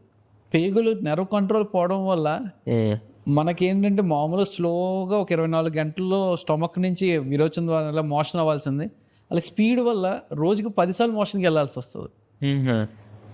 కొంతమందికి కాన్స్టిపేషన్ రావచ్చు, కొంతమందికి డయేరియా రావచ్చు. ఓకే. అలాగా కొంతమందికి బ్లోటింగ్లా రావచ్చు. సో దీన్ని మొటిలిటీ డిజార్డర్స్ చాలా ఎక్కువ చూస్తాం. షుగర్ కంట్రోల్లో లేదనుకోండి, మీ అందరికి తెలిసినట్టు ఇన్ఫెక్షన్ రిస్క్ ఎక్కువ ఉంటుంది. అలాగే పేగుల్లో ఇన్ఫెక్షన్ కూడా పెరిగిపోతుంది ఓకే వాళ్ళకి. సో ఇలాగా షుగర్ కంట్రోల్లో లేకపోవడం వల్ల ఎలాగైతే వేరే ఆర్గన్స్ అన్ని డ్యామేజ్ అవుతాయో అలా పేగులు కూడా ప్రాబ్లం అవుతుంది. ఈ పేగులు పక్కన పెడితే ఇంకా ఇంపార్టెంట్ ఫ్యాటీ లివర్ డయాబెటీస్లోని చాలా కామన్గా చూసేది. చాలా ఇబ్బందికర విషయం ఏంటంటే ఫ్యాటీ లివర్ డ్యామేజ్ అయ్యేదాకా సిమ్టమే రాదు ఎవరికి. మీరు అల్ట్రాసౌండ్ ఏదో చేస్తే తప్ప బయటికి తెలియదు. వాళ్ళకి ఎప్పుడు తెలుస్తుంది? ఇంకా డ్యామేజ్ అయిపోయి లివరు ఇంక ఎండ్ స్టేజ్ వచ్చినప్పుడు ఫస్ట్ టైం సిమ్టమ్స్ వస్తాయి. ఏంటి? రక్తం వాంతులు అవ్వడము, కడుపులో నీరు పట్టడము, స్పృహ కోల్పోవడము, జాండీస్ రావడము. ఇవి వచ్చినాయి అంటే ఆల్రెడీ లేట్ స్టేజ్లోనే వెళ్ళిపోయిందని అర్థం. అది. సో ఈ డయాబెటీస్ ఉన్న వాళ్ళకి ఫ్యాటీ లివర్ చాలా స్పీడ్గా ప్రోగ్రెస్ అవుతుంది. నార్మల్ పర్సన్స్ కన్నా, డయాబెటీస్ లేని వాళ్ళకన్నా డయాబెటీస్ ఉన్న వాళ్ళకి ఫ్యాటీ లివర్ ప్రోగ్రెస్ అవుతుంది అండ్ సిమ్టమ్స్ లేకుండానే డ్యామేజ్ అవ్వచ్చు. సో క్లుప్తంగా పేగులు కదలికను ఎఫెక్ట్ చేస్తుంది, పేగులో ఇన్ఫెక్షన్ పెంచుతుంది, ఫ్యాటీ లివర్ కాస్ట్ చేస్తుంది. ఈ 3 చాలా ఇంపార్టెంట్. మీరు చెప్తుంటే నిన్న యాక్చువల్గా ఒక youngster I got a report from him అన్నమాట. 28 years IT employee. So night duty అనమాట. సో చాలా టార్చర్ ఉందనేసి ఎందుకో కొన్ని సిమ్టమ్స్ వస్తే చెక్ చేపిస్తే 10.11 HbA1c వచ్చింది. చాలా ఎక్కువ. అది కూడా 200 పైన అన్కంట్రోలబుల్ షుగర్ ఉంది, ఫాస్టింగ్ 150 పైన ఉంది. సో అలా వచ్చినప్పుడు డాక్టర్ దగ్గరికి వెళ్ళాడు, డయాబెటాలజిస్ట్ దగ్గరికి. సో డాక్టర్ ఆబ్వియస్గా షుగర్ని ఫస్ట్ కంట్రోల్ చేయడం అనేది వాళ్ళ టాప్ ప్రియారిటీ కాబట్టి వాళ్ళకి ట్యాబ్లెట్ ఇచ్చారు. 1 week వాడాడు. తర్వాత నేను న్యాచురల్గా ట్రీట్ చేసుకుంటా అని ఫుడ్ని అవి ఇవి ఆయనకు తెలిసిన ప్యాటర్న్లో చేంజెస్ చేసుకుంటూ వచ్చాడు. ఎప్పుడు? ఇది ఫిబ్రవరిలో. నిన్న నాకు రిపోర్ట్ వచ్చింది, అంటే సెప్టెంబర్ ఇది. సో చెక్ చేస్తే HbA1c 2-3 points తగ్గింది, కానీ ఫాస్టింగ్ 120+ ఉంది, 170 పైన ర్యాండమ్ ఉంది, లిపిడ్స్ అన్నీ అబ్నార్మల్. లివర్ ప్రొఫైల్ అన్ని abnormal, renal report abnormal, uric అన్ని అబ్నార్మల్ ఉన్నాయి. అంటే జనరల్గా మనకి రిపోర్ట్లో సమ్మర్లో 4-5 ఉంటే ఓ లెక్క, అవును, అదే 2 పేజీలు ఉంది సమ్మరీ. అంటే అన్ని అబ్నార్మల్ ఉన్నాయి. ఎందుకు అట్లా చేశారంటే నేను న్యాచురల్గా రివర్స్ చేసుకుందాము అని. ఏం చెప్పాలో నాకు అర్థం కాలేదు. మీరు చెప్పిన తర్వాత మెయిన్ ఏమంటే డ్యామేజ్ అంతా అయిపోయిన తర్వాత అప్పుడు రివర్స్ చేసుకోవాలనుకుంటారు చాలామంది. ఇప్పుడు అది చేసుకోకపోవడం వల్ల రిపోర్ట్స్ అన్ని అబ్నార్మల్, అంటే అన్ని ఆర్గాన్స్ అన్ని డ్యామేజ్ అయిపోయిన తర్వాత మీరు ఎన్ని డబ్బులు పెట్టినా అదే. సో నువ్వు చెప్పేది చాలా వరకు వాస్తవం. ఏంటంటే మీరు రివర్స్ చేయండి, డాక్టరు హ్యాపీ, మీరు హ్యాపీ, ఎవ్రీవన్ ఈస్ హ్యాపీ. కానీ ఆ రివర్స్ అవ్వడానికి టైప్ 2 డయాబెటీస్ ఇండియాలో మోస్ట్ కామన్. అది ఇన్సులిన్ రెసిస్టెన్స్, ఒబిసిటీ రిలేటెడ్. మీరు ట్రీట్మెంట్ స్టార్ట్ చేసి దాంతోపాటు సైమల్టేనియస్గా లైఫ్ స్టైల్ చేంజెస్ చేయండి. లైఫ్ స్టైల్ చేంజెస్ చాలా ఇంపార్టెంట్. ఓన్లీ ట్రీట్మెంట్ ఎప్పుడు అడ్వైజబుల్ కాదు. లైఫ్ స్టైల్ చేంజెస్తో పాటు ట్రీట్మెంట్ స్టార్ట్ చేయండి. చేస్తూ ఇప్పుడు నిజంగా మీరు కానీ ఆ వెయిట్ లాస్ అవ్వగలిగి ఆ ఎక్సర్సైజ్ మెయింటైన్ చేయగలిగారు అంటే బై ద టైమ్ యూ నెమ్మదిగా మీ డ్రగ్ డోసెస్ మంత్కి తగ్గిపోతూ ఉంటుంటుంది న్యాచురల్గా. ఒక పాయింట్లోని మీరు నిజంగా అంత ఎక్స్పెక్టెడ్ వెయిట్ లాస్ వస్తే డ్రగ్స్ ఆపేసి you take life style changes సరిపోద్ది. నేనేం చెప్పాను తెలుసా తనకి, ఫస్ట్ డయాబెటీస్ రివర్స్ చేసుకోవచ్చు కానీ ఇలా కాదు. అవును, ఫస్ట్ మీరు ఇమ్మీడియట్గా డయాబెటాలజిస్ట్ని కలిసి ఆ సార్ ఏం చెప్తారో ఆ ట్రీట్మెంట్ స్టార్ట్ చేసిన తర్వాత నా దగ్గర రండి. అప్పుడు లైఫ్ స్టైల్, డైట్, ఆ చేంజెస్ అన్నీ చెప్తూ, కొందరికి 6 months పడుతుంది, కొందరికి 1 year పడుతుంది. ఎప్పటి నుంచో ఉన్నది కన్సిస్టెంట్గా మనం చేంజ్ చేసుకుంటూ వస్తే ఎవ్రీ 3 monthsకి HbA1c చెక్ చేసుకుంటూ, ఫాస్టింగ్ ఎలా వస్తుంది ఇవన్నీ చెక్ చేసుకుంటూ ఇట్స్ ఏ జర్నీ. ఒక పాయింట్ అయిన తర్వాత నీళ్ళు లేకపోతే డాక్టరే డోసెస్ తగ్గించుకుంటూ వచ్చేస్తారు. కరెక్ట్. అది డాక్టర్ చేస్తారు. మనం ఏం చేయాలి, మనం సొంతంగా మనమే డాక్టర్లము, మనమే డైటీషియన్లు, మనమే న్యూట్రిషనిస్ట్లము అని అనుకుంటే ఆర్గన్స్ పోయినట్టు రావు మళ్ళీ. కరెక్ట్. అది మోస్ట్. ఇప్పుడు అదేదో చారణ కోసం బారణ పోగొట్టుకున్నట్టు ఆయన రివర్స్ చేసుకోలేదు అన్న టాబ్లెట్ బంద్ చేయడం వల్ల అన్ని రిపోర్ట్స్ అన్ని అబ్నార్మల్, ఎంత డ్యామేజ్ అవుతుంది. అందుకని ఫస్ట్ డాక్టర్ దగ్గరికి వెళ్ళొచ్చిన తర్వాత డాక్టర్ ఏం చెప్తారో నాకు చెప్తే అప్పుడు మీకు డైట్ ప్లాన్ అట్లాంటివి నేను ఇస్తాను. మీరు అవి చేయకుండా డైరెక్ట్ డైట్ ప్లాన్ తోటి అని అంటే అని చెప్పేసాను నేను. 28 years, అదే ఎంత లైఫ్ ఉంది, వాళ్ళు ఎంత చిన్న థింగ్స్ వల్ల ఎంత డ్యామేజ్ చేసుకుంటున్నారు. సో మనకి ఎంత సైన్స్ ఉంది, కాల్స్ మాట్లాడితే అంటే ఆన్లైన్ డాక్టర్స్ తోటి మాట్లాడే అవకాశాలు కూడా ఉన్నాయి ఇప్పుడు. Just correct. సో నీ యాజ్ ఎ న్యూట్రిషనిస్ట్ నీకున్న బిగ్గెస్ట్ అడ్వాంటేజ్ అండ్ స్ట్రెంగ్త్ అదే. ఏంటంటే సైన్స్ అని నమ్మి, అంటే సైన్స్ ఈస్ ఎవాల్వింగ్ కదా, వీఆర్ ఆల్ తెలుసో తెలియకో అందరూ వాడుతున్నాం. మీరు వాడే phone science, technology science, everything science. అలాగే సైన్స్లో కూడా, మెడిసిన్లో కూడా సైన్స్ ఉంది. సో నీలాగే అందరు న్యూట్రిషనిస్ట్ కూడా దే షుడ్ ఎంబ్రేస్ సైన్స్. అంటే సైన్స్ అని నమ్మాలి. నమ్ముతూ దాంతో పాటు ఈ న్యూట్రిషనల్ అడ్వైస్ ఇవ్వగలిగితే that's the best combination for a person. Then they will benefit the most. అదే అన్ఫార్చునేట్గా కొంతమంది లేదు అంటే మీరు అల్లోపతి వాడితే మా అడ్వైస్ పనిచేయదు, మీరు పూర్తిగా మానేసేయండి అన్న ఫస్ట్ దాంతో స్టార్ట్ చేస్తారు. అవును, అది చాలా ప్రాబ్లమ్స్ కాజ్ చేస్తున్నాయి. వాళ్ళు ఏంటంటే ఎమర్జెన్సీస్కి వేరే వేరే కాంప్లికేషన్స్తో రావడం, దీంతో ఇది చాలా అన్ఫార్చునేట్. మధ్య చాలా ఇష్యూస్ వస్తున్నాయి, ప్రాపర్ డయాగ్నోసింగ్ లేకుండా కూడా చేస్తున్నారు. కాబట్టి బిలీవ్ ఇన్ సైన్స్. ఎందుకంటే ఎంతో కష్టపడి ఎన్నో రీసెర్చెస్ చేసేసి సైంటిఫికల్గా మనం ఆ సైన్స్ని ఉపయోగించుకుంటే ఇంకా ఆరోగ్యంగా ఉండొచ్చు మనం. రైట్గా. సో అట్లాంటి అవకాశం ఉంది మనకి. అలాంటిది చిన్న చిన్న సిల్లీ థింగ్స్ వల్ల పెద్ద పెద్ద డ్యామేజ్లు చేసుకోకుండా ఉండడం అనేది చాలా ఇంపార్టెంట్. ఎస్పెషల్లీ ఈరోజు నేను చాలా విషయాలు తెలుసుకున్నా. రియల్గా thank you very much Gopi గారు. ఎంత టైం అయిందో నాకు తెలీదు, కాకపోతే ఎంత బాగా ఆ టాపిక్, అంటే పీపుల్ ఎంత సఫర్ అవుతున్నారు, ఎక్కడెక్కడ కనెక్ట్ చేస్తున్నారు, రీసెర్చెస్ ఏం జరుగుతున్నాయి, రాబోయే డిజీజెస్, దానికి మనం మొత్తం మీద మీరు చెప్పిన ప్యాటర్న్ మొత్తం చూస్తే లైఫ్ స్టైలే ఈజ్ ద రోల్ నెంబర్ 1. ఇంకొకటి ఏమంటే చాలామంది అనుకునేది పోతే డాక్టర్ మందులు ఇస్తారు అనే కాడికి ఉన్నారు. 90% of doctors they are suggesting మెడికేషన్తో పాటు లైఫ్ స్టైల్ చేంజెస్ చేసుకోండి అని చెప్పేవాళ్ళు చాలామంది ఉన్నారు. నాకు మందుగా ఒకటే ఇచ్చారని చెప్పుకునే వాళ్ళే కాకుండా సో అది కూడా చెప్తున్నారు ఇప్పుడు బికాజ్ అన్ని లైఫ్ స్టైల్ డిజార్డర్స్ ఉన్నాయి కాబట్టి మీకు నచ్చిందే కాకుండా మొత్తం కంప్లీట్ పిక్చర్ తీసుకొని సో లైఫ్ స్టైల్ని అలవాటు చేసుకుంటూ ట్యాబ్లెట్స్ని రిక్వైర్మెంట్ని బట్టి డాక్టర్ సజెస్ట్ చేస్తే మానకుండా అసెస్ చేసుకుంటూ తగ్గించుకోవడం అనేది మీరు ప్రిఫరెన్స్గా పెట్టుకోవాలి. కానీ ఓన్ డెసిజన్ తీసుకొని మీ బాడీని మీరు డ్యామేజ్ చేసుకోకండి. ఎందుకంటే ఒకసారి డ్యామేజ్ అయిందంటే బాడీ మళ్ళీ రికవర్ కావడము ఎంత పెద్ద డాక్టర్ అయినా కానీ దాన్ని రిపేర్ చేయలేరు, అంతే కదా. ఎక్కువ డ్యామేజ్ అయినప్పుడు ఏం చేస్తారు అవునా కదా. కాబట్టి prevention is better than cure. So thank you Gopi garu, చాలా విషయాలు నేర్చుకున్నాను. చాలా I'm super duper excited for next subjects. Actually gut health digestive health gut health కొంచెమే టచ్ చేసినాం. సూపర్ ఇంట్రెస్టింగ్ టాపిక్ ఇది. చాలామంది కామన్ ఇష్యూస్ని కూడా చాలా ఫన్నీగా చాలా ఈజీగా అర్థమయ్యే విధంగా చెప్పినందుకు. So thank you very much for your thing. Thank you. I should అంటే సభాముఖంగా ఐ షుడ్ సే దట్ కార్తిక్కి స్పెషల్ థ్యాంక్స్. అంటే కార్తిక్ లాంటి పర్సన్స్ వల్లే మేము చెప్పాలనుకున్నది ప్రజల్లోకి తీసుకోగలుగుతున్నాం. అంటే ఈ మీడియాని సోషల్ మీడియా ద్వారా ఏదైతే సైంటిఫిక్ వే ఆఫ్ కమ్యూనికేషన్ అని ఉన్నదో ప్రజలకు దగ్గర అవడానికి ఇది ఒక అవకాశం. అది సో స్టే ట్యూన్. ఈ గోపి కార్తిక్ జియో అన్నది మీకు సైంటిఫిక్ న్యూట్రిషనల్ అడ్వైజెస్ తోటి will be coming back to you. And I డెఫినెట్గా ఈ మా ఫ్యూచర్ పాడ్కాస్ట్ కూడా all will be science based advices తోటి you will come with to you back again.